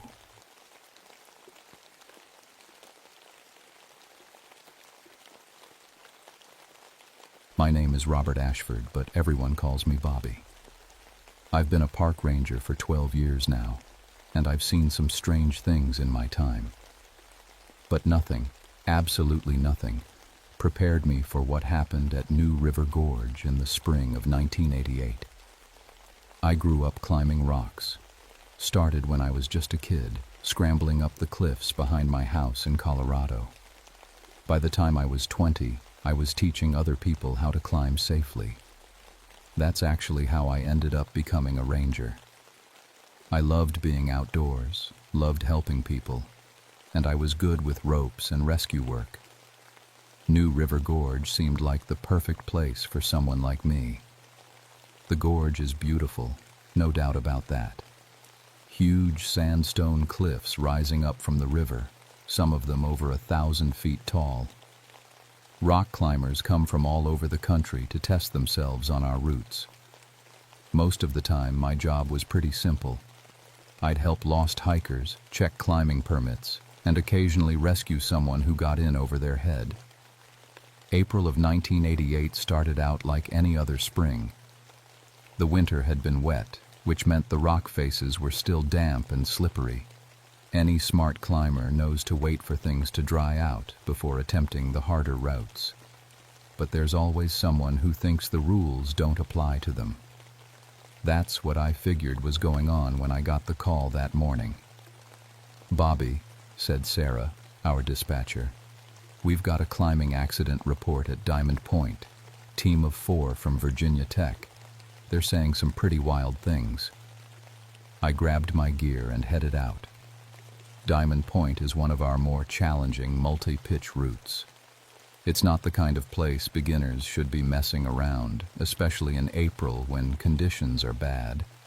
I expected to find the usual story. Someone took a fall, maybe got banged up, probably embarrassed about making a rookie mistake. The parking area was almost empty when I arrived. Just one beat-up van with Virginia Tech stickers all over it. I could hear voices echoing off the cliff face before I even got out of my truck. Angry voices, scared voices. The climbing team was huddled together near the base of the cliff. 4 college kids, all of them experienced climbers from what I could tell by their gear, but they looked shaken up in a way I'd never seen before. The kind of shaken that comes from something way worse than a climbing accident. "You the ranger?" asked the team leader, a tall kid with sun-bleached hair and nervous eyes. "Thank God. We need to report an attack." "Attack?" I pulled out my notebook. "What kind of attack? Did someone throw rocks at you from above?" The 4 kids looked at each other. I could tell they were trying to decide how much to tell me. Finally, the leader spoke up. "Not someone," he said quietly. "Something. We were about 200 feet up the wall when they came out of nowhere. 6 of them, maybe more. Like monkeys, but huge, big as people, but walking on their hands and feet. And their faces." He shuddered. God, their faces looked like dogs. Or wolves. I kept writing, but inside I was rolling my eyes. Climbers sometimes see things when they're tired and stressed. The mind plays tricks on you when you're hanging off a cliff face. "These monkey things," I said, trying to keep my voice neutral. "What did they do exactly?" "They attacked us," said one of the other kids, a girl with short red hair. "Came at us from 3 different directions at once, like they were working together. Smart. Too smart. We had to bail," added the leader. "Cut our ropes and rappelled down as fast as we could. Never been so scared in my life." I finished taking their statement and promised to file a report. As they packed up their gear, I walked over to the base of Diamond Point and looked up. The cliff face rose straight up into the morning sky, dark and imposing. Nothing moved up there except a few birds. But then I noticed something strange. Long scratches in the rock about 10 feet up, like someone had dragged their fingernails across the stone. except these scratches were deep, and they looked fresh. I'd been climbing for 20 years and had never seen anything like them. The scratches bothered me all day. That evening I drove back to Diamond Point with a headlamp and my climbing gear.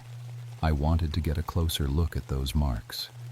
Setting up my ropes took about 15 minutes.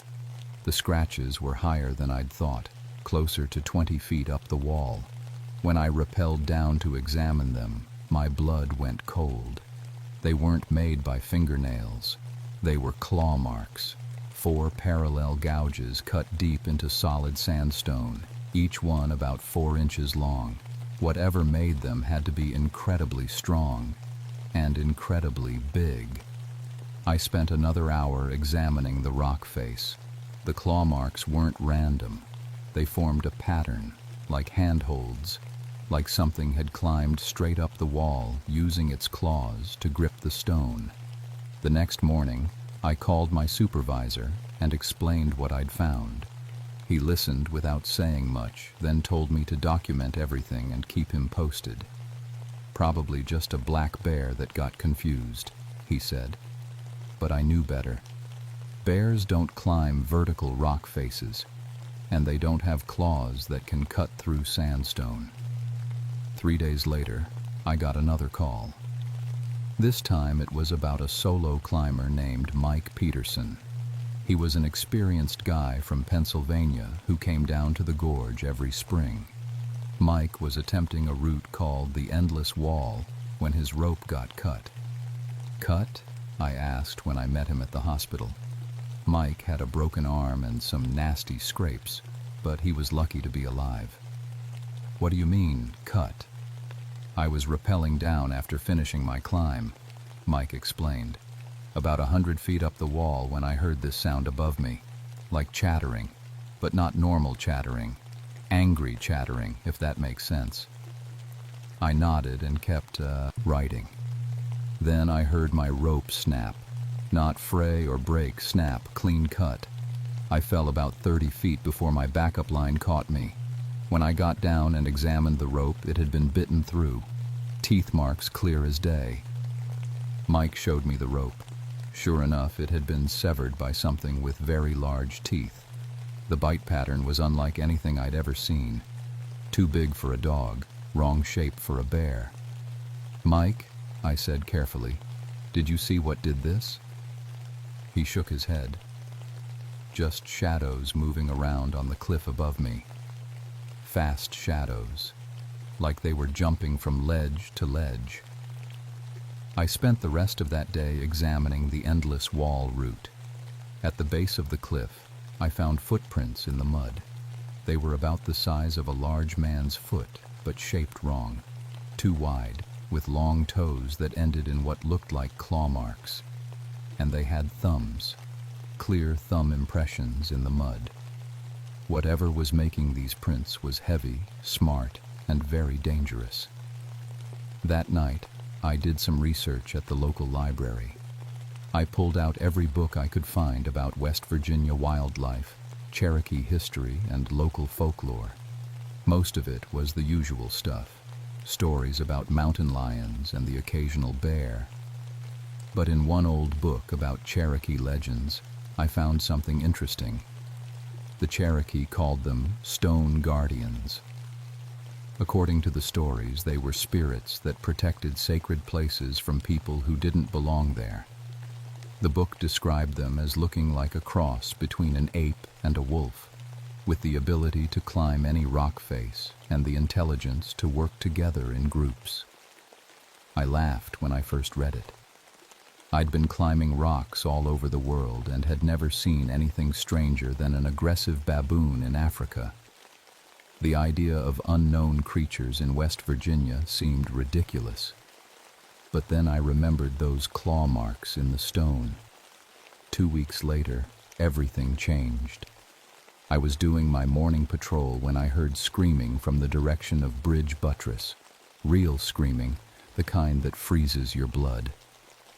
I grabbed my radio and ran toward the sound. What I found there changed everything I thought I knew about the world. A climbing guide named Tom Hendricks was leading a group of beginners up an easy route. Tom had been guiding in the gorge for 8 years and knew every inch of those cliffs. He was the last person who should have gotten into trouble. But when I arrived, Tom was hanging upside down from his rope about 60 feet up the wall, not moving. Below him on the ground, his 3 clients were huddled together, crying and pointing at the cliff. "It grabbed him," one of them kept saying. "It just reached down and grabbed him." I set up my gear and rappelled up to Tom as fast as I could. He was dead. His neck was broken, and his body was covered in bite marks. But what really scared me was where I found him. Tom was hanging from a ledge that shouldn't exist. I'd climbed that route dozens of times, and there had never been a ledge there before. Someone, or something, had carved a new shelf in the rock face, and they'd arranged Tom's body on it like he was sleeping. Around the makeshift grave, stones had been carefully arranged in patterns that looked almost like Cherokee symbols. As I was examining the scene, I heard something above me, a soft chattering sound like monkeys talking to each other. But there was something wrong with it, something that made the hair on my neck stand up. I looked up and saw them for the first time. 3 creatures crouched on a ledge about 40 feet above me. They were big, maybe 6 feet tall, with powerful arms and legs covered in dark fur. But their faces were the worst part. They looked like a cross between a chimpanzee and a German shepherd. Intelligent eyes, but wild and angry. And when they saw me looking, they bared their teeth. Those teeth were huge. Long, sharp canines that could easily bite through a climbing rope, or a human neck. One of them made a sound that was part howl, part shriek. The other 2 answered, and suddenly the whole cliff face was alive with movement. I counted at least 8 of them, jumping from ledge to ledge with impossible grace. They moved like they weighed nothing, like gravity didn't apply to them. And they were all looking at me. That night, I called an emergency meeting with my supervisor and the park superintendent. I laid out everything I'd found, the claw marks, the bite patterns, the footprints, and Tom Hendricks' death. I even had photos of the creatures I'd taken from the cliff face. "Bobby," said the superintendent after looking at my evidence, "this is serious, but we can't close the park based on stories about monkey monsters. We need to handle this carefully." "Handle what carefully?" I asked. "People are dying." "We'll increase ranger patrols," he said. "Issue warnings about dangerous wildlife. But we can't panic the public with talk about unknown creatures." I wanted to argue, but I understood the politics. New River Gorge brought millions of dollars into the local economy every year. Closing the park would hurt a lot of people. But I also knew those creatures were still out there, and they were getting bolder. Over the next 2 weeks, the incidents multiplied. Climbers reported equipment being stolen from the base of cliffs overnight. Ropes were found cut in impossible places, and 3 more climbers were attacked, though they managed to escape with only minor injuries. All the attacks happened on the same 5 or 6 routes. All of them were cliff faces that, according to my research, had been sacred to the Cherokee tribe. The creatures weren't attacking randomly. They were defending specific places. I started camping near the affected areas, hoping to learn more about the creatures' behavior. What I discovered was both fascinating and terrifying. They were incredibly intelligent. I watched them work together to solve complex problems, like how to cut a rope that was attached to an anchor 70 feet up a cliff face. One creature would climb up and bite through the rope while 2 others positioned themselves to catch anything that fell. They planned their actions in advance. They also seemed to communicate in a sophisticated way.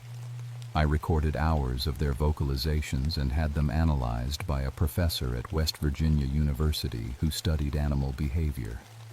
She told me the sound patterns were more complex than any known primate language. Whatever these creatures were, they were smart enough to have their own form of speech. But the most disturbing thing was how they seemed to appear and disappear without warning. I'd be watching an empty cliff face through binoculars, and suddenly they'd be there. And just as suddenly, they'd vanish again. Sometimes I swore they were moving through the solid rock itself. The breakthrough came when I met with Robert Two Bears, a Cherokee elder who lived about an hour south of the park. I'd contacted him hoping to learn more about the old stories regarding stone guardians. "You've seen them," he said when I finished describing the creatures. It wasn't a question. "Yes," I admitted, "but I don't understand what they are." Robert nodded slowly. "My grandfather told me about the stone guardians when I was young. He said they weren't animals at all. They're spirits. The spirits of warriors who died defending sacred places. They take physical form when those places are threatened." Threatened by what? By people who don't understand what they're dealing with. The cliff faces your climbers use. They're not just rocks. They're sacred spaces where our ancestors went to speak with the spirits, to have visions, to become adults. When people treat them like playgrounds, the guardians wake up. I thought about all the climbing routes where attacks had occurred. Is there a way to make them stop? Without more people getting hurt? Robert was quiet for a long time. "Maybe," he said finally, "but it would require understanding and respect, things most people aren't willing to give." 3 days later, the situation exploded. A military unit was conducting mountain warfare training in the park. Special Forces soldiers who were supposed to be learning advanced climbing techniques. I'd warned their commanding officer about the dangerous wildlife in certain areas, but he'd laughed it off. "Rangers," he'd said, "my boys can handle a few angry monkeys."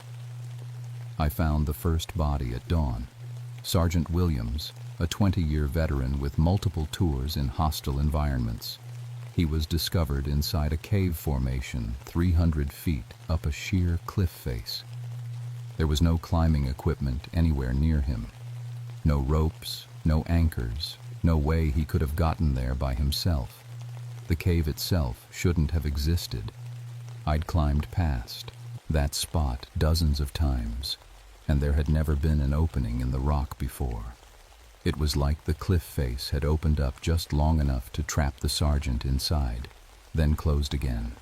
By noon, we'd found 2 more soldiers, both dead, both positioned in impossible places high on the cliff faces.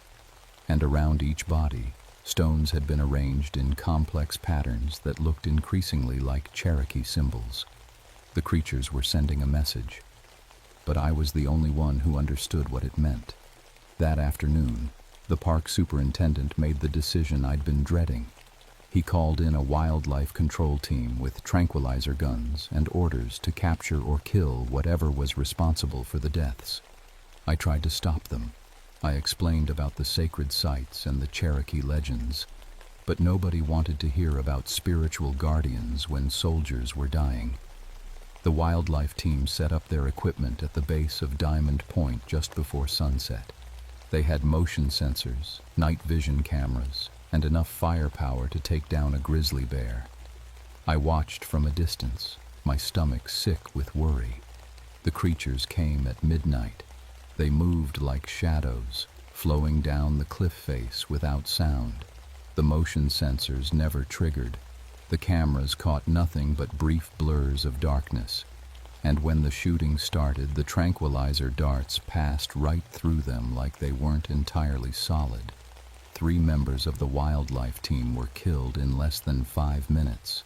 The rest fled, leaving their equipment scattered across the ground. I found their team leader the next morning. He was alive, but barely conscious. When he saw me, he grabbed my arm with shaking hands. "They're not animals," he whispered. "They're ghosts, ghosts that can kill." I knew then that conventional solutions weren't going to work. If I wanted to stop the killing, I was going to have to try Robert Two Bear's approach. I was going to have to talk to the creatures directly. The problem was, I had no idea if they'd let me live long enough to try.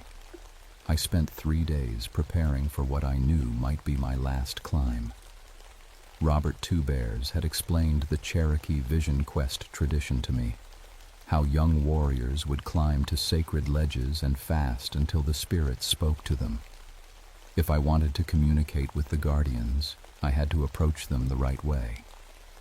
The night of April 30th, I hiked alone to the base of Diamond Point. I carried no modern climbing equipment, just a simple rope made from natural fibers that Robert had given me.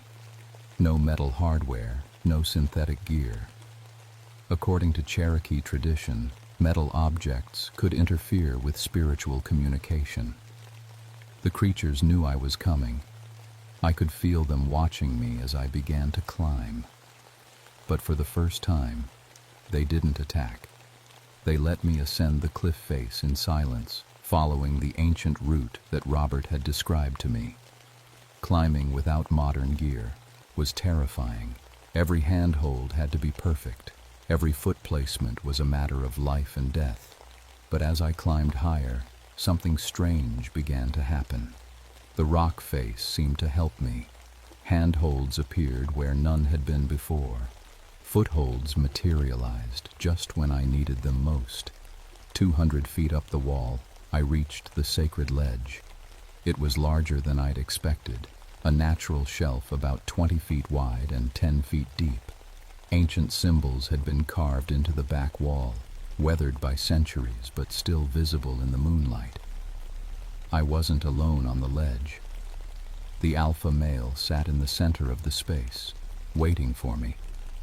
He was bigger than the others, maybe 7 feet tall and built like a professional wrestler. His face was the perfect blend of ape and wolf, with intelligent yellow eyes that seemed to look right through me. For a long moment, we just stared at each other. Then he spoke. Not with words, but directly into my mind. Images and emotions flooded my consciousness. I saw the cliff faces as they had been centuries ago, sacred places where Cherokee youth came to speak with their ancestors. I felt the pain of watching these holy sites treated as entertainment. I understood, finally, what the guardians were really protecting. You climb the sacred path. The Alpha's voice echoed in my thoughts. But you bring the poison of your people's disrespect. I bring respect, I said aloud, hoping he could understand me. I want to learn. More images flashed through my mind. The creatures weren't just spirits. They were the collective memory of every Cherokee warrior who had ever died defending their homeland. They existed partially in our world and partially in the spirit realm, able to take physical form when the sacred sites were threatened. Your kind destroys what you do not understand. The Alpha continued. You turn vision quest routes into games. You anchor metal into holy stone. You leave trash where your ancestors left prayers. We didn't know, I said. We can change. We can do better. The Alpha stood up and I realized how enormous he really was. His claws gleamed in the moonlight, not just weapons, but tools for carving stone, for creating the handholds that allowed spiritual passage up the cliff face. Prove it, he said. Suddenly the ledge beneath me began to crumble. I scrambled backward as chunks of rock fell away into the darkness below. Within seconds I was trapped on a tiny outcropping barely big enough for my feet. The Alpha watched calmly as I pressed my back against the cliff face, trying not to fall. Climb, his voice commanded. Show us you understand the sacred path. I looked up. The route above me was impossible, a completely smooth wall with no visible handholds. But as I placed my hands on the stone, I felt something incredible happen. My fingers found tiny cracks that hadn't been there before. My feet discovered microscopic ledges that could, somehow, support my weight. It wasn't me doing the climbing. The cliff face itself was helping me, guiding me up the ancient spiritual route. I was experiencing what Cherokee youth had felt for generations, the sensation of being supported by the stone spirits themselves. When I reached the top of the cliff, the entire pack was waiting for me. 8 or 9 of the creatures, all sitting in a circle around a flat area where someone had built a small fire. They gestured for me to sit with them. What happened next changed everything I thought I knew about reality. The Alpha placed one massive hand on my forehead, and suddenly I could see everything. Past, present, and future spread out before me like a map. I saw the first Cherokee climbers ascending these cliffs 1,000 years ago. I saw the arrival of white settlers and the gradual destruction of the sacred sites. I saw the recent climbers treating holy ground like a sports arena. But I also saw something else. A possible future where both worlds could coexist. You can be the bridge, the Alpha told me, but only if your people learn respect, only if they understand what they are truly climbing. What do you want me to do? I asked. The images that flowed into my mind were clear. Certain cliff faces would remain permanently off limits, the most sacred routes where the Cherokee had conducted their most important ceremonies. Other areas could be open to climbing, but only after proper education about their cultural significance. Climbers would need to understand that they were guests in a holy place. "We will give you power," the Alpha said. "Power to protect both our people and yours. But you must use it wisely." He pressed both hands against my chest, and I felt electricity shoot through my entire body. My muscles felt stronger. My vision became sharper. My connection to the rock face was now permanent. I would always be able to climb with the assistance of the stone spirits. But with the power came responsibility. I was now the human guardian of the sacred sites, entrusted with maintaining the balance between spiritual protection and practical access. As dawn broke over the gorge, the creatures began to fade, not disappearing, but returning to their spiritual realm. The Alpha was the last to go. "Remember," he told me, "we are always watching, always protecting.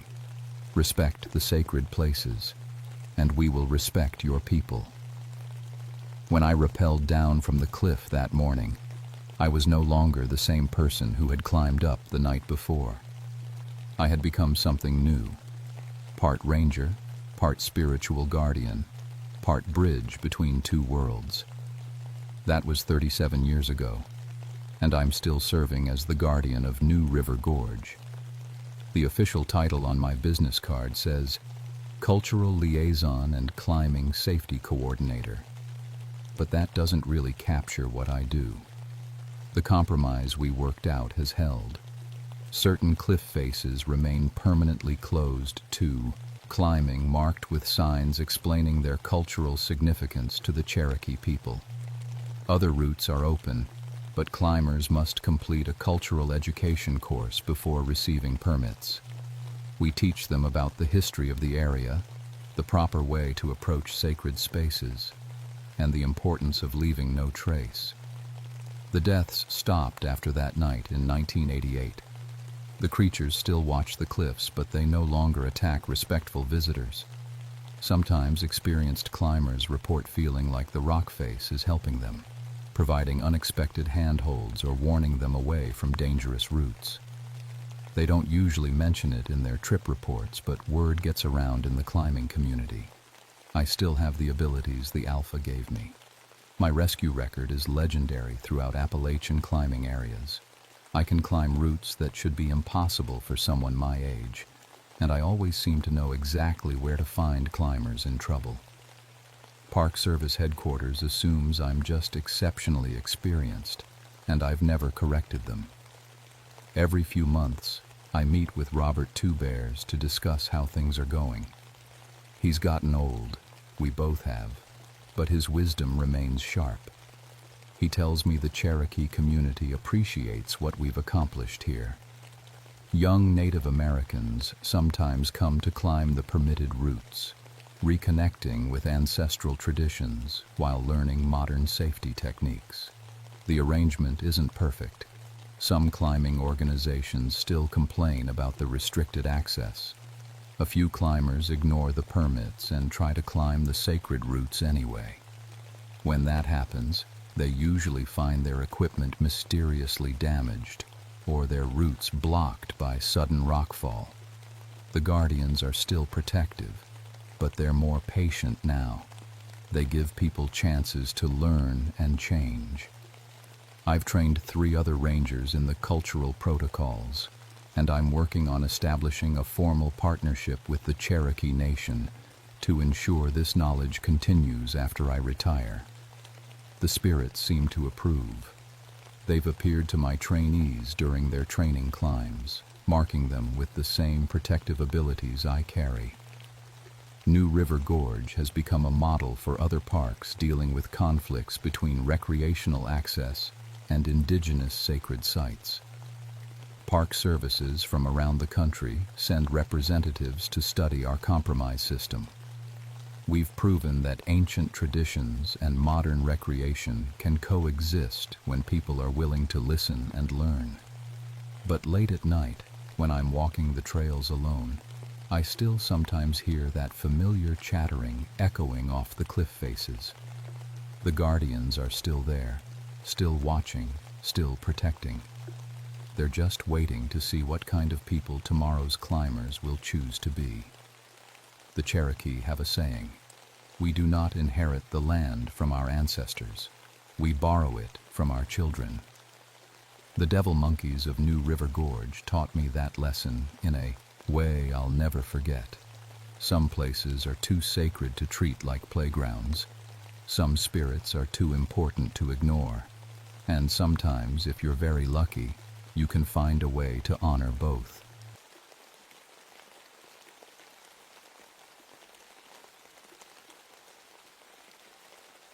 My name is Marcus Donovan, but everyone calls me Mac. I've been a ranger at the Point Pleasant Wildlife Management Area for 19 years now, since I came back from Korea in 1948. I'm 42 years old, and I thought I'd seen everything this world could throw at a man. I was wrong. It was November 1966, and the weather was turning mean. The temperature had dropped to 20 degrees, and thick fog rolled off the Ohio River every night, making the hollows look like something from a ghost story. I'd been patrolling the TNT area. That's what we called the 2,500 acres of abandoned World War II munitions storage deep in the Appalachian forest. Most folks stayed away from there, which suited me fine. It was quiet work, and after what I'd seen in Korea, quiet was good. My wife Sarah had died 3 years back in a mine accident, so the job was pretty much all I had left. I knew every inch of those woods, every trail and bunker.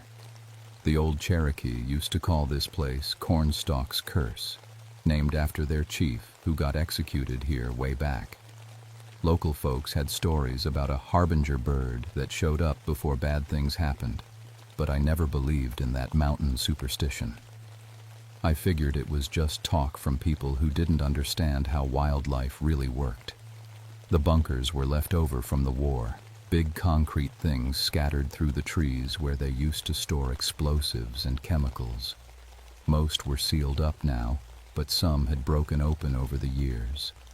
I made sure kids stayed out of them and checked for vagrants or illegal hunters. Simple work for a simple man.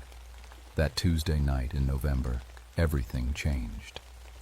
I was sitting in my truck at the ranger station filling out paperwork by lamplight when the phone rang. It was Bill Morrison from the state police.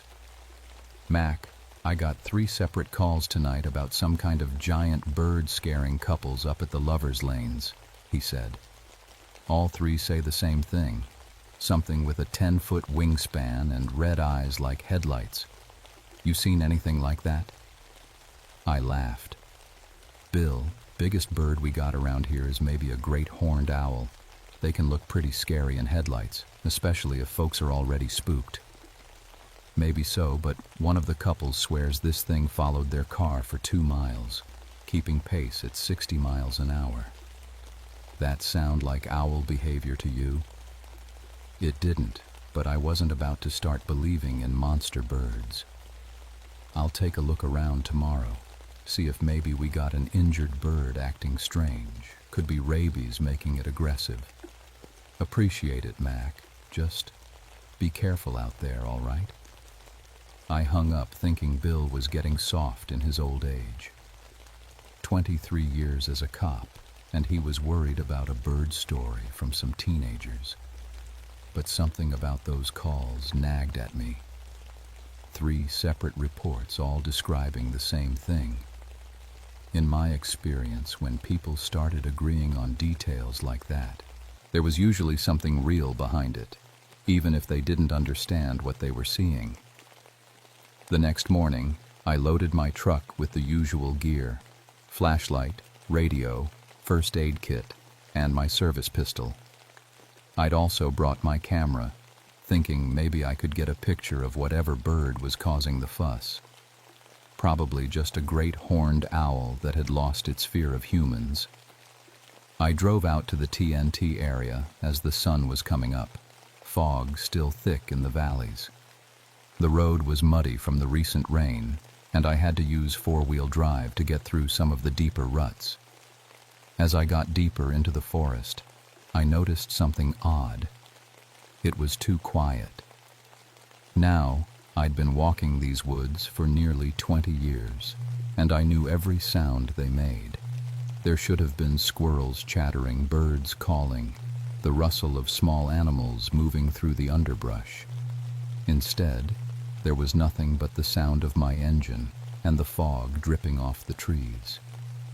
I parked near the main access road and started walking the perimeter where the couples had reported seeing the creature. The ground was soft enough to show tracks, and I found plenty: deer, raccoon, a few boot prints from hikers who'd ignored the no trespassing signs. Then I found something else. About 50 yards from the road, pressed deep into the mud, were footprints unlike anything I'd ever seen.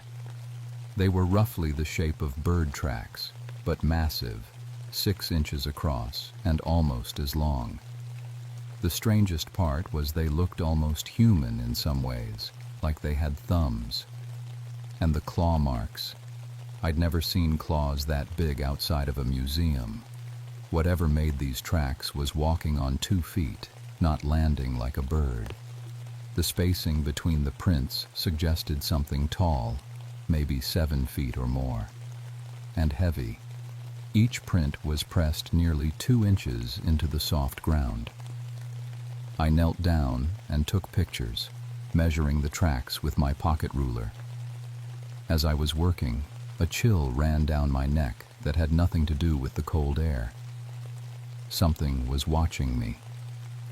I stood up slowly and looked around the clearing, hand moving instinctively to my pistol. The fog was thick enough that I could only see about 30 feet in any direction, but I had the strongest feeling that something was out there, studying me. "Hello?" I called out. "Anyone there?" My voice seemed to die in the mist, swallowed up like the forest itself was eating the sound. I waited a full minute, listening hard, but heard nothing except the drip of condensation and my own heartbeat. I finished photographing the tracks and headed back to my truck, that watched feeling following me the whole way. When I tried to radio in my report, all I got was static mixed with a strange clicking sound, almost like something tapping against the microphone. I fiddled with the radio for 10 minutes before giving up. That afternoon, I drove to town to get the film developed and talk to the witnesses. The first couple I found was Roger and Linda Scarberry. newlyweds who lived in a trailer park outside Point Pleasant. They were both shaken up, but willing to talk.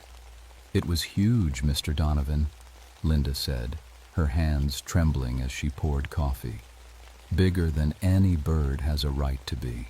And those eyes, they weren't like animal eyes. They were smart, like it was thinking about us."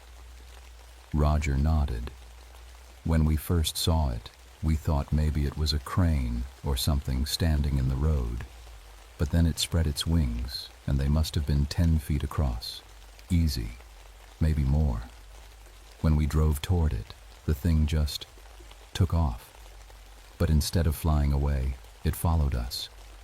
"Followed you how?" I asked. "Kept pace with the car," Roger said. "We were doing 65, 70 miles an hour on Route 62, and this thing was right beside us, flapping those massive wings but not even looking tired. Every time I looked in the side mirror, there it was, staring at us with those red eyes." "How long did this go on?" "Maybe 2 miles, Linda whispered. "Then it just vanished. 1 second it was there, the next it was gone. But we could still feel it watching us all the way home." I asked them to describe the creature in detail, and their account was remarkably consistent. 7 feet tall when standing, covered in dark feathers or fur, muscular like a man but with wings and a bird-like face, and those glowing red eyes that seemed to see right through you. I thanked them and drove to the photo shop to pick up my film. The pictures of the tracks came out clear and sharp, showing every detail of those impossible footprints. I also had them make copies to send to a wildlife expert I knew at the university. That night, I decided to patrol the TNT area after dark, when the creature was supposedly most active. I brought extra batteries for my flashlight and made sure my radio was working. As I drove deeper into the forest, the same unnatural silence settled over everything. I parked near Bunker 7, one of the larger storage facilities that was still partially intact. Something about that particular bunker had always bothered me, though I couldn't say why. It seemed to attract more than its share of vandalism and trespassers, despite being no different from the others. I was walking around the bunker's perimeter when my flashlight beam caught something that made my blood run cold. The metal door of the bunker, which was supposed to be sealed shut, was hanging open. But that wasn't the worst part. The heavy steel door had been torn off its hinges from the outside. The metal was twisted and shredded like it was made of tin foil, and I could see claw marks gouged deep into the concrete walls around the entrance. I drew my pistol and approached carefully. "Hello? Anyone in there?" No answer, but I could hear a sound coming from inside the bunker. A low, rhythmic noise like breathing, but too deep and slow to be human. I clicked on my radio to call for backup, but all I got was that strange clicking interference again, now mixed with what sounded like massive wings flapping. I was about to investigate the bunker when I heard a car approaching fast on the access road. A moment later, Bill Morrison's patrol car came sliding to a stop in a spray of gravel and mud. He jumped out, looking pale and shaken. "Mac, thank God you're here. We found Tommy Fletcher about half a mile down the road. He's dead." Tommy Fletcher was a local teenager, 17 years old, and known for sneaking into the TNT area to drink beer with his friends. Bill led me to where they'd found him, and what I saw there made my stomach turn. Tommy was lying at the base of a 100-foot cliff, his body broken like he'd been dropped from a great height. But there was no cliff above where we found him, just empty air. The medical examiner later said his injuries were consistent with falling from at least 200 feet, but there was nowhere around there that high. Worse yet, Tommy's car was found a quarter-mile away, completely undamaged and still running with the driver's door standing wide open.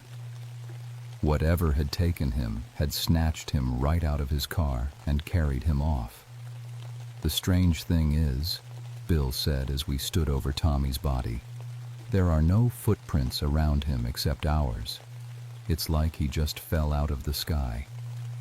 As Bill was talking, I became aware of a shadow passing overhead, blocking out the stars for a moment.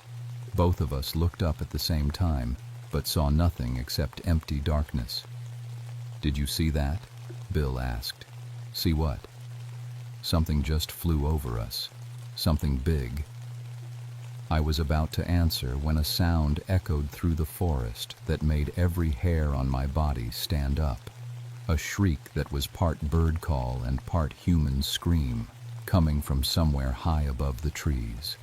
It was the loneliest, most terrifying sound I'd ever heard. Bill and I stood there in the dark, hands on our weapons, listening to that awful cry fade away into the distance. When it was gone, the silence that followed felt deeper than before, like the whole forest was holding its breath. "Mac," Bill said quietly, "what the hell is out there?" I wished I had an answer for him. Over the next week, everything went to pieces. 3 more people went missing from the TNT area, and every night brought new reports of the creature. The local newspapers started calling it the Mothman, and that name stuck like glue.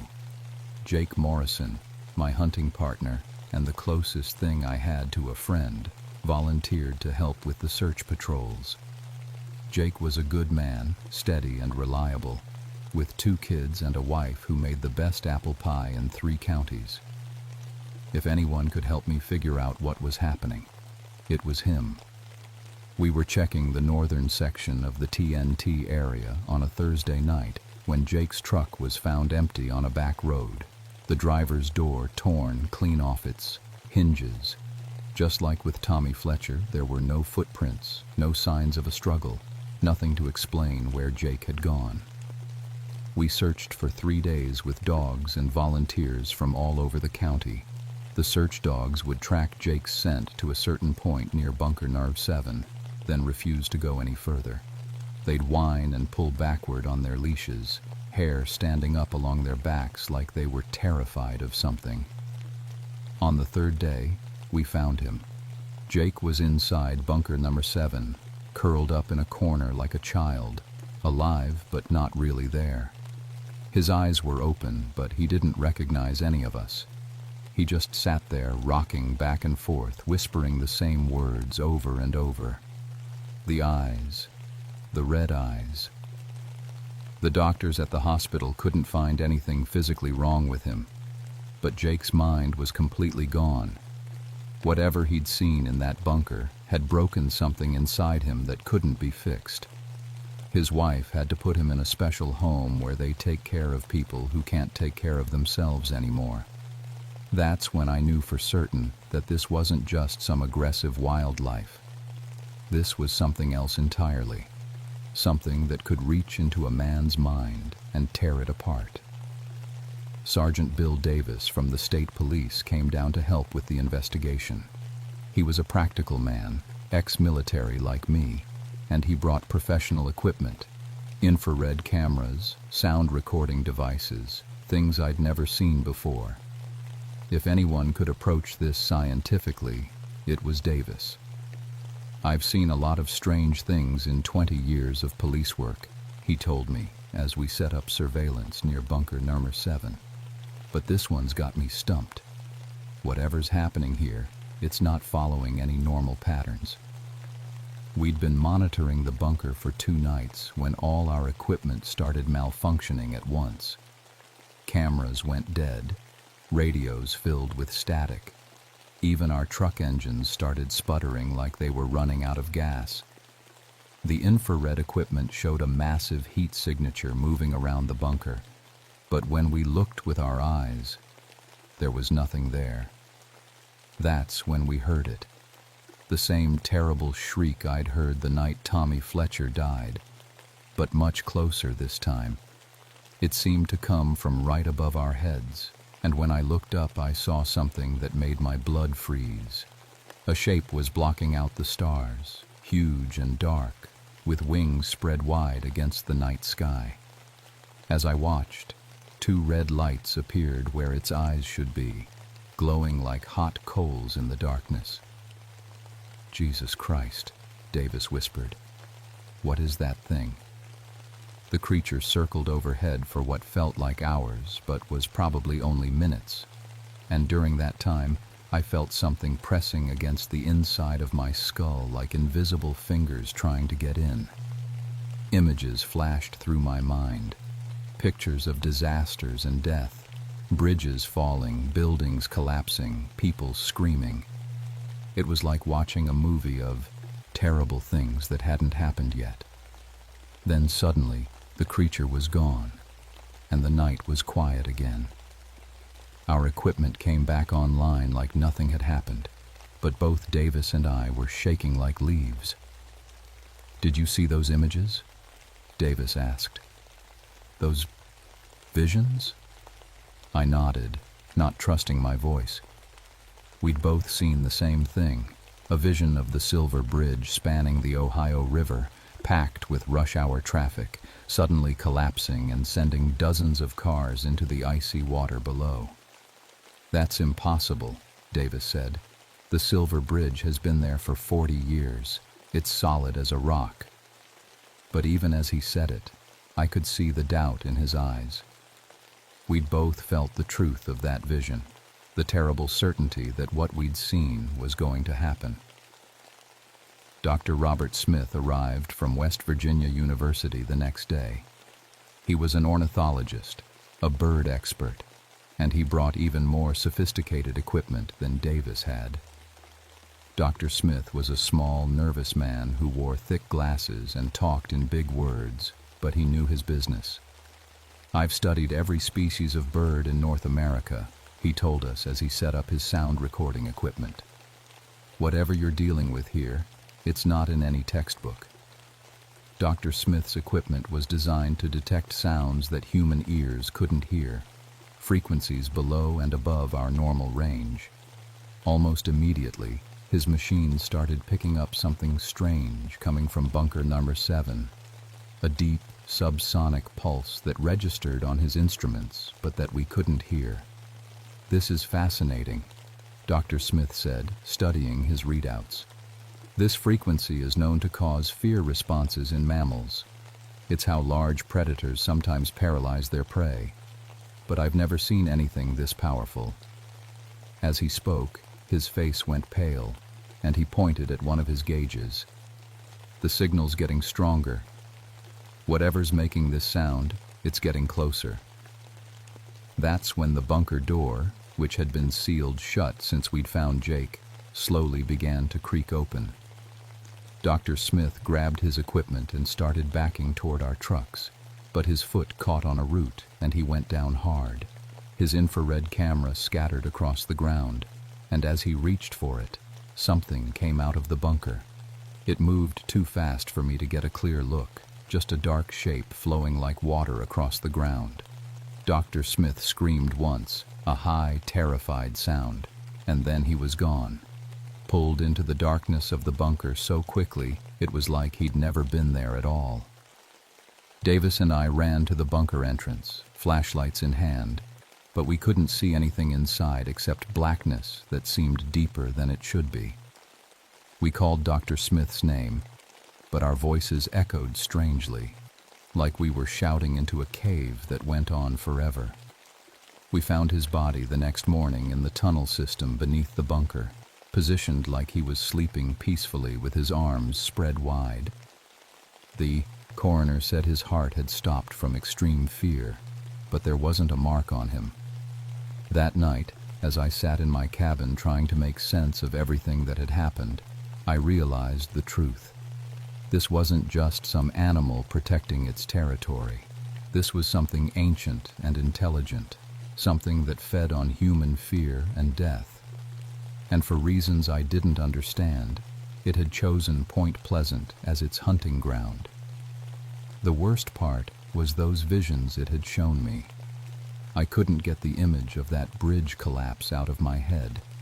December 15th, 1967. That was the date I'd seen in my mind, clear as day. 46 people would die when the Silver Bridge fell into the Ohio River. I tried to tell myself it was just my imagination, but deep down, I knew it was real. The creature hadn't just shown me a possible future. It had shown me something that was definitely going to happen, and there was nothing I could do to stop it. By December 1967, I was barely sleeping. The visions came every night now, always the same. The Silver Bridge collapsing on December 15th at exactly 5:04 in the evening, during rush hour when the bridge would be packed with people heading home from work. I could see it all in perfect detail. The sudden groan of metal, the way the bridge deck would buckle and twist, the cars sliding helplessly into the dark water below. I'd tried to warn people, called the state highway department, wrote letters to the newspapers, even went to see the mayor. But who was going to believe a story about a giant bird monster showing psychic visions to a burned-out park ranger? They all listened politely and then did nothing. On December 14th, the night before the vision was supposed to come true, I drove out to bunker number 7 one last time. I had to know why this thing had chosen me, why it was showing me these terrible previews of disaster. The bunker door stood wide open, just like it had the night Dr. Smith died. I walked inside with my flashlight, following the concrete corridor deeper underground than I'd ever gone before. The tunnel seemed to stretch on forever, leading down into natural caves that shouldn't have existed under that part of the forest. The walls were covered with drawings, old ones, maybe hundreds of years old, showing a winged figure surrounded by scenes of death and destruction. I realized that the Cherokee stories about the harbinger bird hadn't been superstition after all. This thing had been here long before white settlers ever arrived, feeding on human suffering and predicting disasters. At the end of the tunnel, I found a vast underground chamber with a pool of black water in the center. And standing beside that pool, waiting for me, was the creature. It was even more terrifying up close than I'd imagined. 7 feet tall and powerfully built, with muscles like a man but covered in dark feathers that seemed to absorb light. Its face was vaguely human, but stretched and distorted, with a sharp beak where its mouth should be. And those eyes. They glowed like red neon signs, boring into me with an intelligence that was ancient and hungry. When it spoke, I heard its voice inside my head rather than through my ears. "You have been chosen," it said without moving its beak. "You will be my herald." Herald of what? I managed to ask, even though my voice came out as barely a whisper. Of necessary death, of change, of the fear that feeds me. The creature stepped closer, and I could feel its presence pressing against my mind like a huge weight. More images flooded my consciousness, not just the bridge collapse, but other disasters stretching into the future. Mine explosions, building fires, plane crashes, all the ways that people would die in the years to come.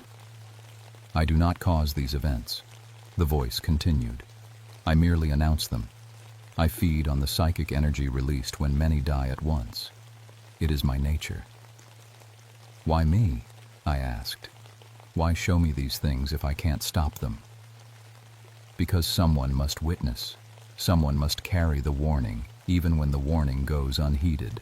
That is the role of the herald." The creature spread its massive wings, and I felt a wind that seemed to come from everywhere and nowhere at once. In that wind, I heard the voices of everyone who would die tomorrow on the bridge. 46 people going about their normal lives, not knowing they had less than 24 hours left. "Choose," the creature said. "Accept your role willingly and gain the power to save some lives, or resist and watch helplessly as all 46 perish without warning." I thought about all the people who would be on that bridge tomorrow evening, working people heading home to their families, maybe stopping to pick up groceries or Christmas presents. People like my wife Sarah had been, just trying to live their lives in peace. "What do you want me to do?" I asked. The creature's red eyes flared brighter, and suddenly I was seeing through its perspective, looking down at Point Pleasant from high above, seeing the patterns of life and death that normal humans couldn't perceive. I could sense which buildings would burn, which roads would see fatal accidents, which people carried the seeds of their own destruction. Become my voice in the human world. Accept the burden of foresight. Help when you can, warn when you must, but understand that death comes for all in its proper time. As it spoke, I felt something fundamental change inside my head. The creature was forming a permanent connection between us, a psychic link that would let it feed me information about future disasters. I could sense that this gift would come with a terrible cost: madness, isolation, the constant weight of knowing about tragedies before they happened. But I thought about those 46 people who would die tomorrow, and I made my choice. "I accept," I said. The creature touched my forehead with one massive claw, and pain like lightning shot through my skull. For a moment, I could see everything, past, present, and future all at once. The entire timeline of human suffering stretched out like a map. Then the vision faded, leaving me on my knees beside the dark pool, alone. The creature was gone, but I could still feel its presence in the back of my mind, a cold weight that would never leave me. And I knew exactly what I had to do tomorrow evening at 5:04. I had less than 18 hours to try to save some lives before the Silver Bridge fell. I spent all of December 15th trying to minimize the disaster I knew was coming. I called in bomb threats to the county courthouse and the newspaper office, hoping to create enough confusion that they'd close the bridge. I reported a gas leak near the bridge approaches. I even tried to get the fire department to block traffic with a fake emergency. Nothing worked. The bridge stayed open. At 4:30 that afternoon, I drove to the Point Pleasant side of the Silver Bridge and parked where I could watch the evening rush hour traffic. Cars and trucks were already streaming across in both directions, just like in my vision. I tried one last time to convince a state trooper to close the bridge, claiming I'd seen structural damage, but he just told me to mind my own business.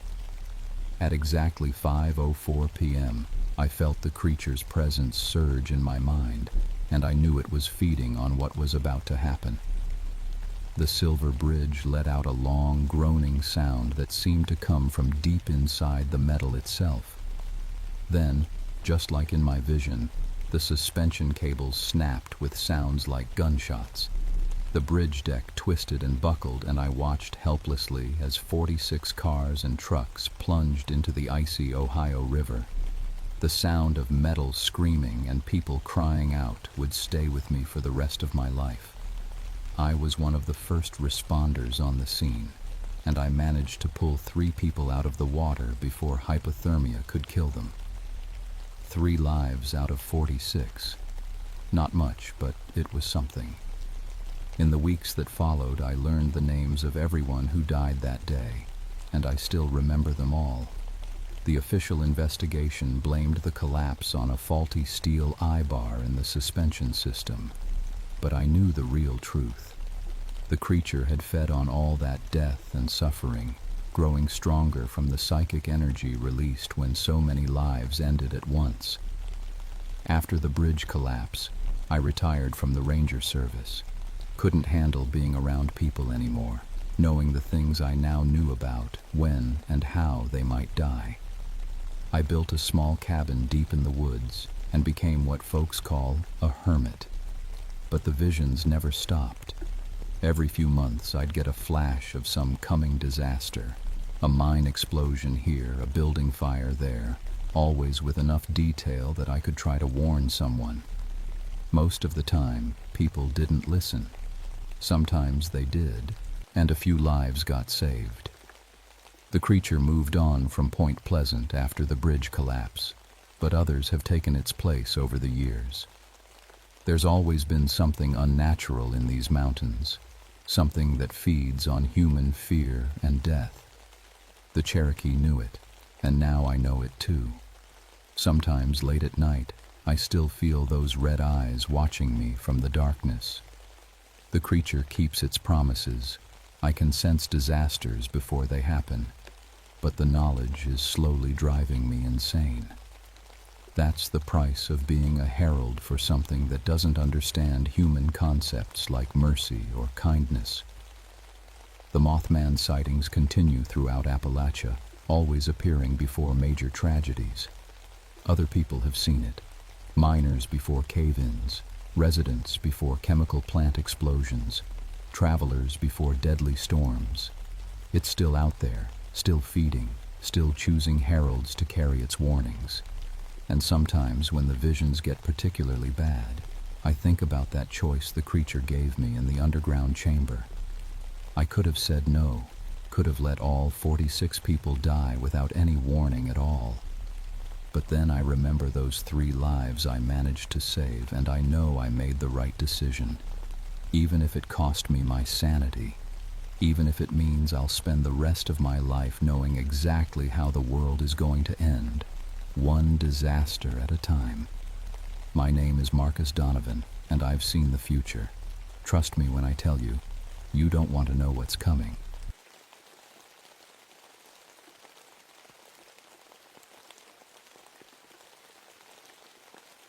My name is Jonathan Whitehorse, but everyone just calls me John. I've been a park ranger at Great Smoky Mountains National Park for 14 years now, ever since I got out of the Marines in 1963. My mom was Cherokee, and these mountains have always been home to me. After everything I saw in Vietnam, I thought protecting this beautiful land would be peaceful work. I was wrong about that. It was September of 1977, and the tourist season was winding down. The leaves were just starting to turn, painting the mountains in reds and golds. Morning fog rolled through the valleys like ghostly fingers, and the air had that crisp bite that meant winter was coming. This was my favorite time of year. Fewer crowds, better wildlife watching, and the mountains felt more like the sacred place my grandmother always said they were. I specialized in wilderness survival training and cultural education. Park visitors loved hearing the old Cherokee stories, especially the kids. I'd tell them about rabbit and bear, about the thunder beings, about how Cherokee people lived in harmony with these mountains for thousands of years. The stories were part of my heritage, passed down through generations. But I always made it clear they were just stories, folklore to help people understand the culture and history of this place. I never believed the darker tales, the ones about creatures that still walked these mountains. That Tuesday morning started like any other. I was checking trail conditions near Cataract Falls when my radio crackled to life. It was Sarah, our main dispatcher. "John, we've got some hikers at the visitor center with a complaint. They want to talk to a ranger about something they heard last night." "What kind of something?" I asked, stepping over a fallen log. "They say it sounded like a woman screaming in the woods, but they think it might have been an animal." I sighed. This happened a lot, especially with city folks who weren't used to wilderness sounds. Probably just a mountain lion. I'll head back and talk to them. The hikers were a young couple from Atlanta, the Hendersons. They looked tired and shaken up. The wife, Lisa, kept glancing toward the windows like she expected something to be watching her. "Tell me what you heard," I said, pulling up a chair. "We were camping at the Abrams Creek shelter," Mark Henderson said. "Around midnight we heard this screaming. It sounded like a woman in terrible pain, like she was being hurt." His wife nodded quickly. But it went on for hours. Hours, Ranger. What kind of animal screams like that for so long? I'd heard mountain lion calls that could sound human-like, especially during mating season. Mountain lions can make sounds that seem almost human. The echo in the valleys can make it seem louder and longer than it really is. This wasn't an echo, Lisa said firmly, and it moved around, like whatever was making the sound was walking in circles around our shelter. That gave me pause.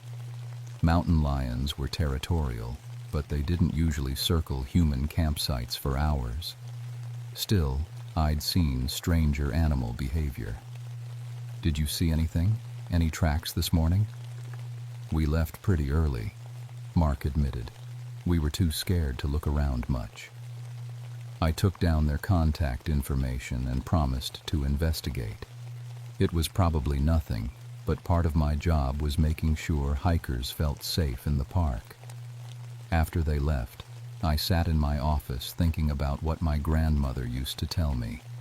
She'd grown up hearing the old stories from her grandfather, who remembered when Cherokee people still lived freely in these mountains before the government forced them out. One story always stuck with me, about the Wampus cat. According to the legend, there was once a Cherokee woman who broke the sacred laws by spying on the men's ceremonies.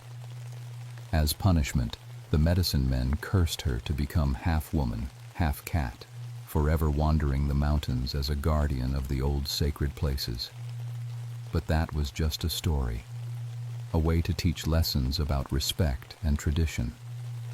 I'd never given it much thought beyond its cultural significance. Looking back now, I wish I'd paid more attention to those old warnings. The next morning, I drove out to Abrams Creek to investigate the Hendersons' report. The trail was quiet, just the sound of water running over rocks and birds calling in the trees. Everything seemed normal until I reached the shelter area. That's when I found the tracks. I've been tracking animals my whole life. Growing up, my grandfather taught me to read the forest like a book. These prints were definitely feline, big, round pads with claw marks. But something was off about them. Mountain lion tracks have 4 toes. These had 6.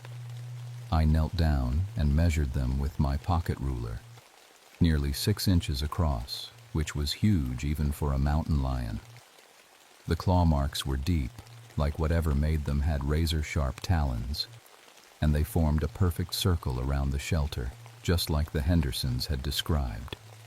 Weird, I muttered, taking photos with my camera. I followed the tracks into the woods. They led to a game trail that wound up toward the ridge. Normal enough, until the tracks suddenly stopped at the base of a cliff face.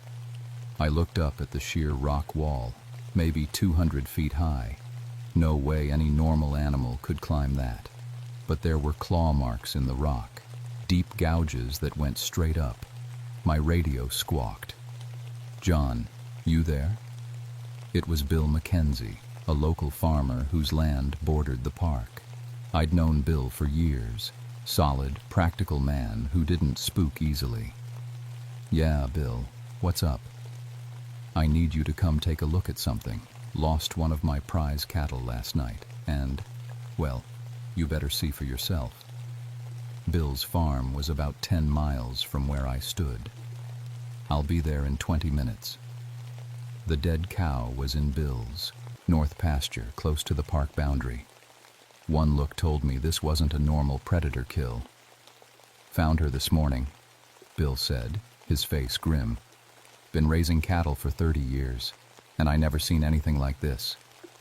The cow's throat had been slashed with surgical precision. 3 parallel cuts, clean as a razor.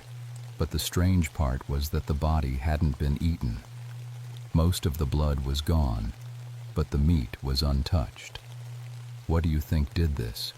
Bill asked. I examined the wounds more closely. The cuts were too clean for most wild animals. Bears and mountain lions tear their prey.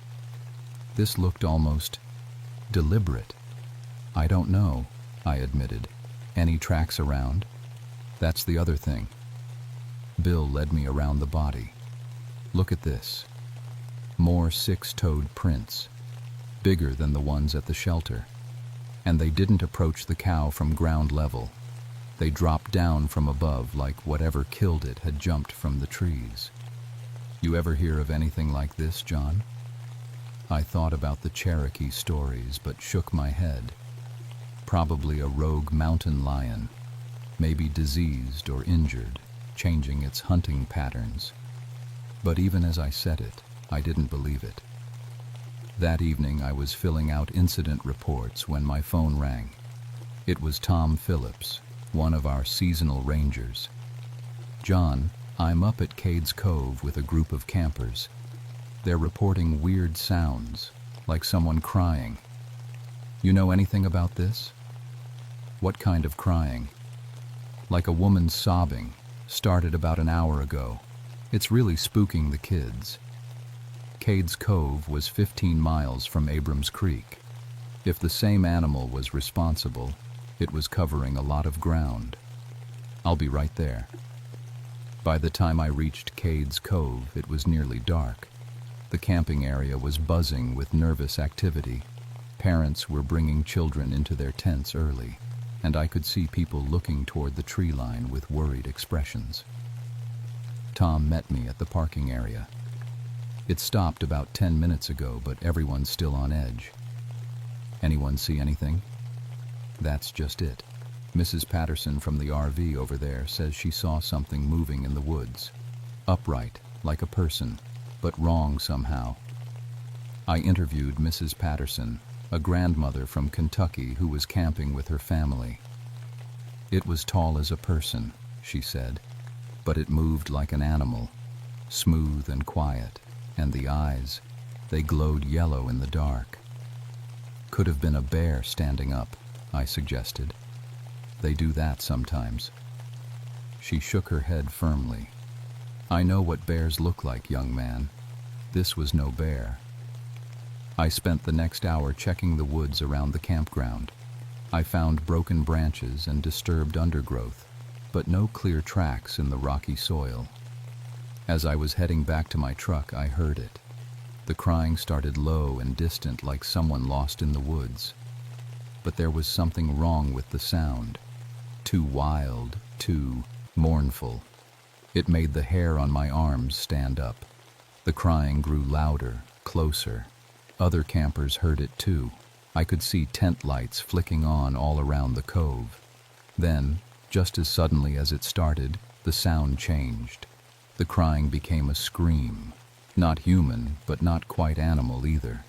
It echoed off the mountains, seeming to come from everywhere at once. Every dog in the campground started barking. The scream faded away, leaving an unnatural silence. Even the insects had stopped their nighttime chirping. I stood there in the dark, my flashlight beam trembling slightly, and realized my grandmother's stories might not be just folklore after all. Word spread quickly through the park about the strange incidents. Over the next week, we received reports from hikers across the entire mountain range. Most were similar: screaming sounds, glimpses of something large moving through the trees, and that persistent feeling of being watched. I started carrying my grandfather's old hunting rifle when I went out on patrol. Officially, it was for bear protection. Unofficially, I was starting to think we were dealing with something much worse. The trail cameras were useless. Every time we set them up in areas where sightings occurred, they'd malfunction. Dead batteries, corrupted files, or just complete electronic failure. Our infrared motion sensors picked up heat signatures, but when we reviewed the footage, there was nothing visible on screen. It's like whatever's out there doesn't want to be recorded, Sarah said, looking at another batch of blank files. On Thursday afternoon, everything changed. Rebecca Thompson was an experienced hiker from North Carolina. She'd been planning to do a solo overnight trip to Laurel Falls, an easy trail that hundreds of people hiked every year. She checked in with us at 2 p.m. and was supposed to return by noon the next day. When she didn't show up by 3 p.m., we started getting worried. I led the search team that found her backpack. It was about half a mile from the falls, torn to shreds and scattered across the trail. Deep claw marks had ripped through the heavy canvas like it was tissue paper. "Jesus," whispered Mike Romano, one of our newer rangers. "What could do this to a pack?" We found Rebecca's sleeping bag hanging from a tree branch 20 feet off the ground. Her food was gone, but not eaten, just scattered around like someone had been searching through everything she owned. The strangest thing was the smell. The whole area reeked of something wild and musky, like a zoo animal, but stronger. It made my eyes water. "Look at this," called Janet Torres, our tracking specialist. She was kneeling beside a stream, staring at the mud. More six-toed prints, but these were huge, nearly 8 inches across. And they showed something that made my blood run cold. The creature had been walking upright. We brought in helicopters, search dogs, and 40 volunteers. The dogs were useless. They'd follow the scent trail to a certain point, then refuse to go further. They'd whine and back away, hackles raised, like they sensed a predator that could kill them. On the second day of searching, we found Rebecca. She was alive, sitting in a cave 15 miles from where she'd disappeared. She was unharmed physically, but her eyes had a distant, glassy look that scared me more than any injury would have. "Rebecca," I said gently, crouching down beside her. "Are you okay? We've been looking for you." She stared at me for a long moment, like she wasn't sure I was real. "I don't remember," she said finally. "I was hiking to the falls and then... nothing. How did I get here?" The medical team checked her over. No injuries, no signs of exposure or dehydration. But there were changes that the doctors couldn't explain. Her sense of smell had become incredibly sharp. She could detect scents from hundreds of yards away. Her night vision was so improved that she didn't need a flashlight in the cave. Most disturbing of all, wild animals were drawn to her now.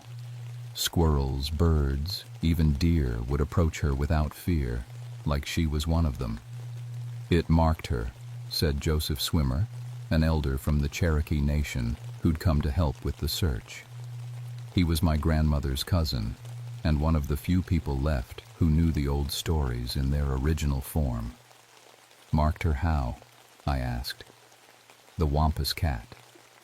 When it takes someone but doesn't kill them, it leaves its mark, changes them, makes them part of both worlds, human and animal." I wanted to dismiss his words as superstition, but looking at Rebecca, I couldn't deny that something had fundamentally changed about her. That night, Carl Rodriguez died. Carl was a mountaineering instructor who'd been camping at Russell Field Shelter, experienced, careful, and tough as nails. We found his body the next morning, and it was clear he'd fought hard for his life.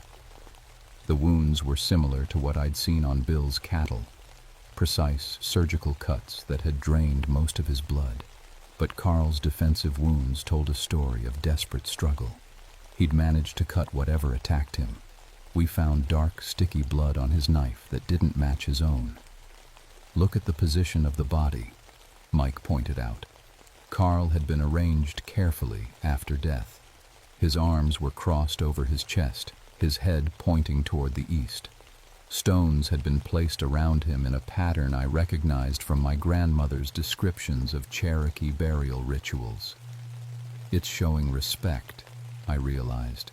Whatever killed him arranged his body according to Cherokee traditions. The pattern was becoming clear. The creature wasn't just mindlessly attacking people. It was protecting something, following some kind of code or purpose. I started having the dreams that night. I'd see a Cherokee woman running through the mountains, tears streaming down her face. She was beautiful, but terrifying.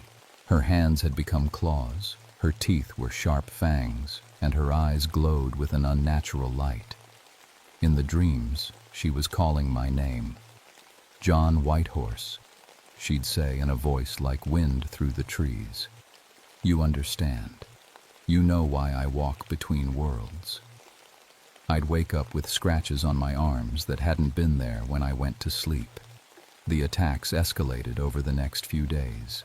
Tommy Phillips, a local guide who'd been leading unauthorized night tours of old Cherokee ceremonial sites, was found dead near Spence Field. His body was arranged the same way Carl's had been, but this time there was a message.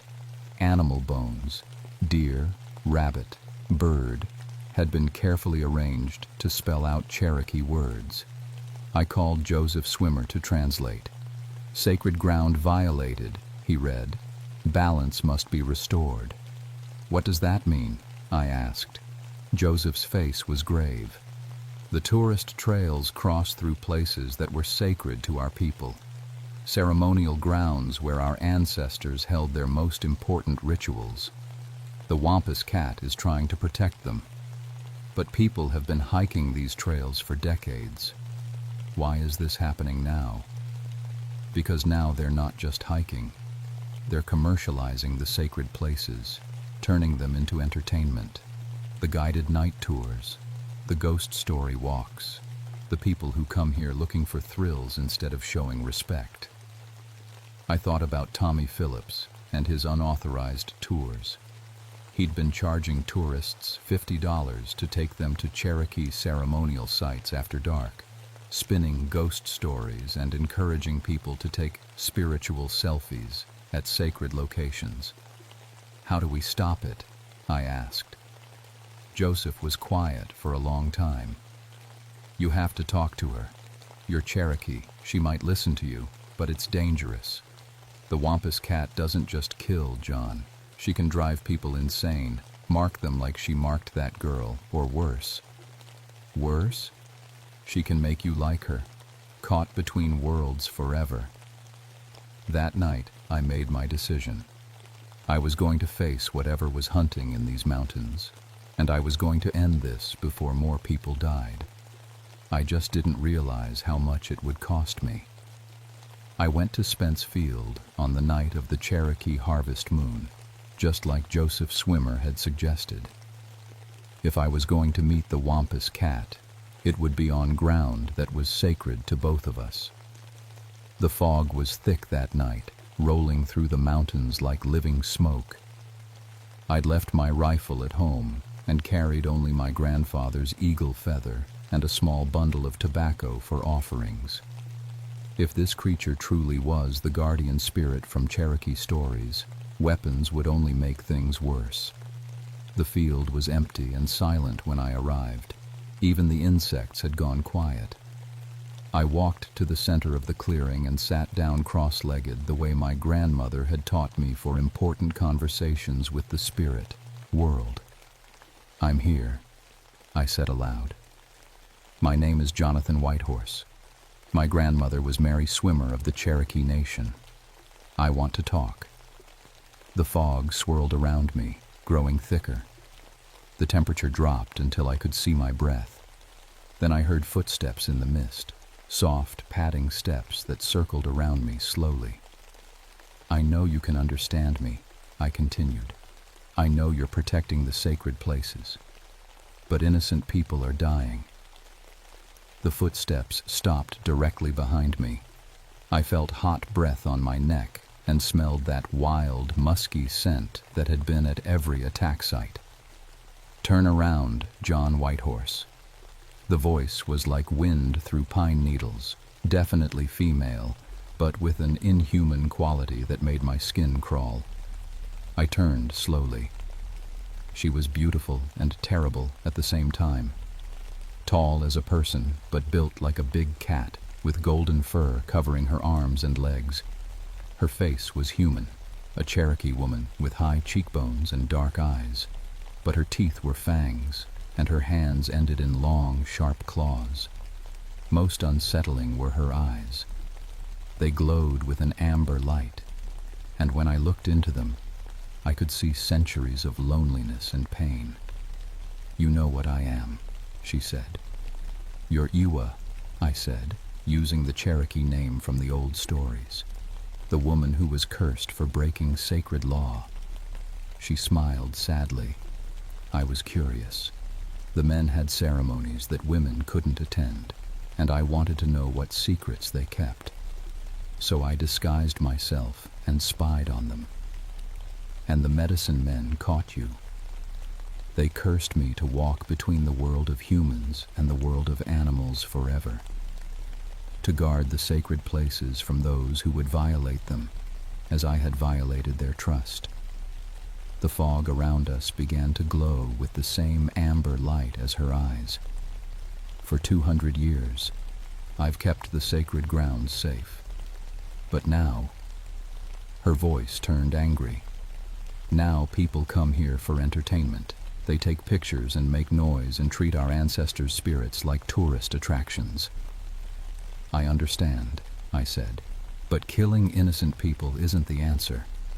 Her claws extended, gleaming in the moonlight. "Innocent?" The man who led groups of drunk tourists to ceremony grounds at midnight, telling them lies about Cherokee savagery, the climber who carved his name into the sacred stones, the woman who tried to take artifacts from burial sites. I realized she was talking about the victims: Tommy Phillips with his ghost tours, Carl Rodriguez, who'd been caught vandalizing Cherokee petroglyphs, and Rebecca Thompson, who'd been found with ancient pottery shards in her pack. "They weren't innocent," Iwa continued. "They were violators. And you, John Whitehorse, you work for the government that stole these lands from our people. How innocent are you?" "I'm trying to protect both worlds," I said. "Cherokee heritage and public safety." She laughed, a sound like a mountain lion's scream. "You can't serve two masters. Choose, John. Help me drive the violators away, or become my enemy. What if there's another way? What if we can protect the sacred sites without killing? Speak." I explained my idea. "Work with the Park Service and the Cherokee Nation. Create official sacred boundaries that tourists can't cross. Educate visitors about respecting Cherokee culture instead of exploiting it. End the commercialization while keeping the trails safe."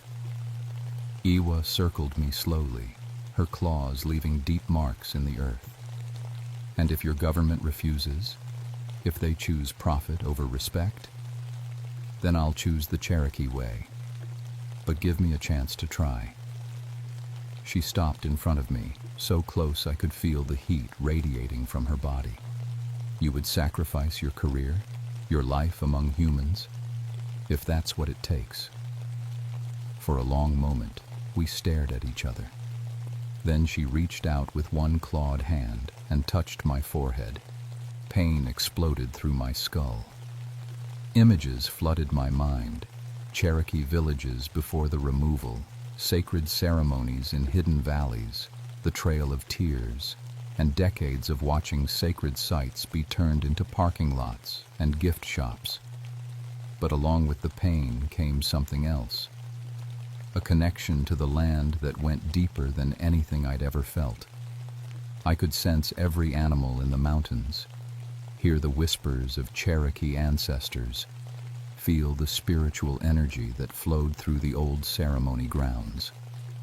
"Now you see as I see," Iwa said. "Now you understand the weight of protecting what is sacred." When the visions faded, I was changed.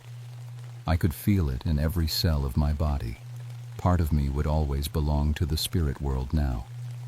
"I'll stop the attacks on innocent people," she promised. "But those who deliberately violate sacred ground will face my judgment. And John Whitehorse, if you break your promise to protect our ancestors' resting places, you will face my judgment too." She began to fade into the mist, becoming transparent. "You have 1 year to prove that humans and spirits can share these mountains in peace. Don't disappoint me." When the fog lifted, I was alone in Spence Field. But I was no longer the same man who'd arrived there. The federal investigation nearly destroyed my life. When I reported what had really happened in the mountains, the Park Service accused me of having a nervous breakdown.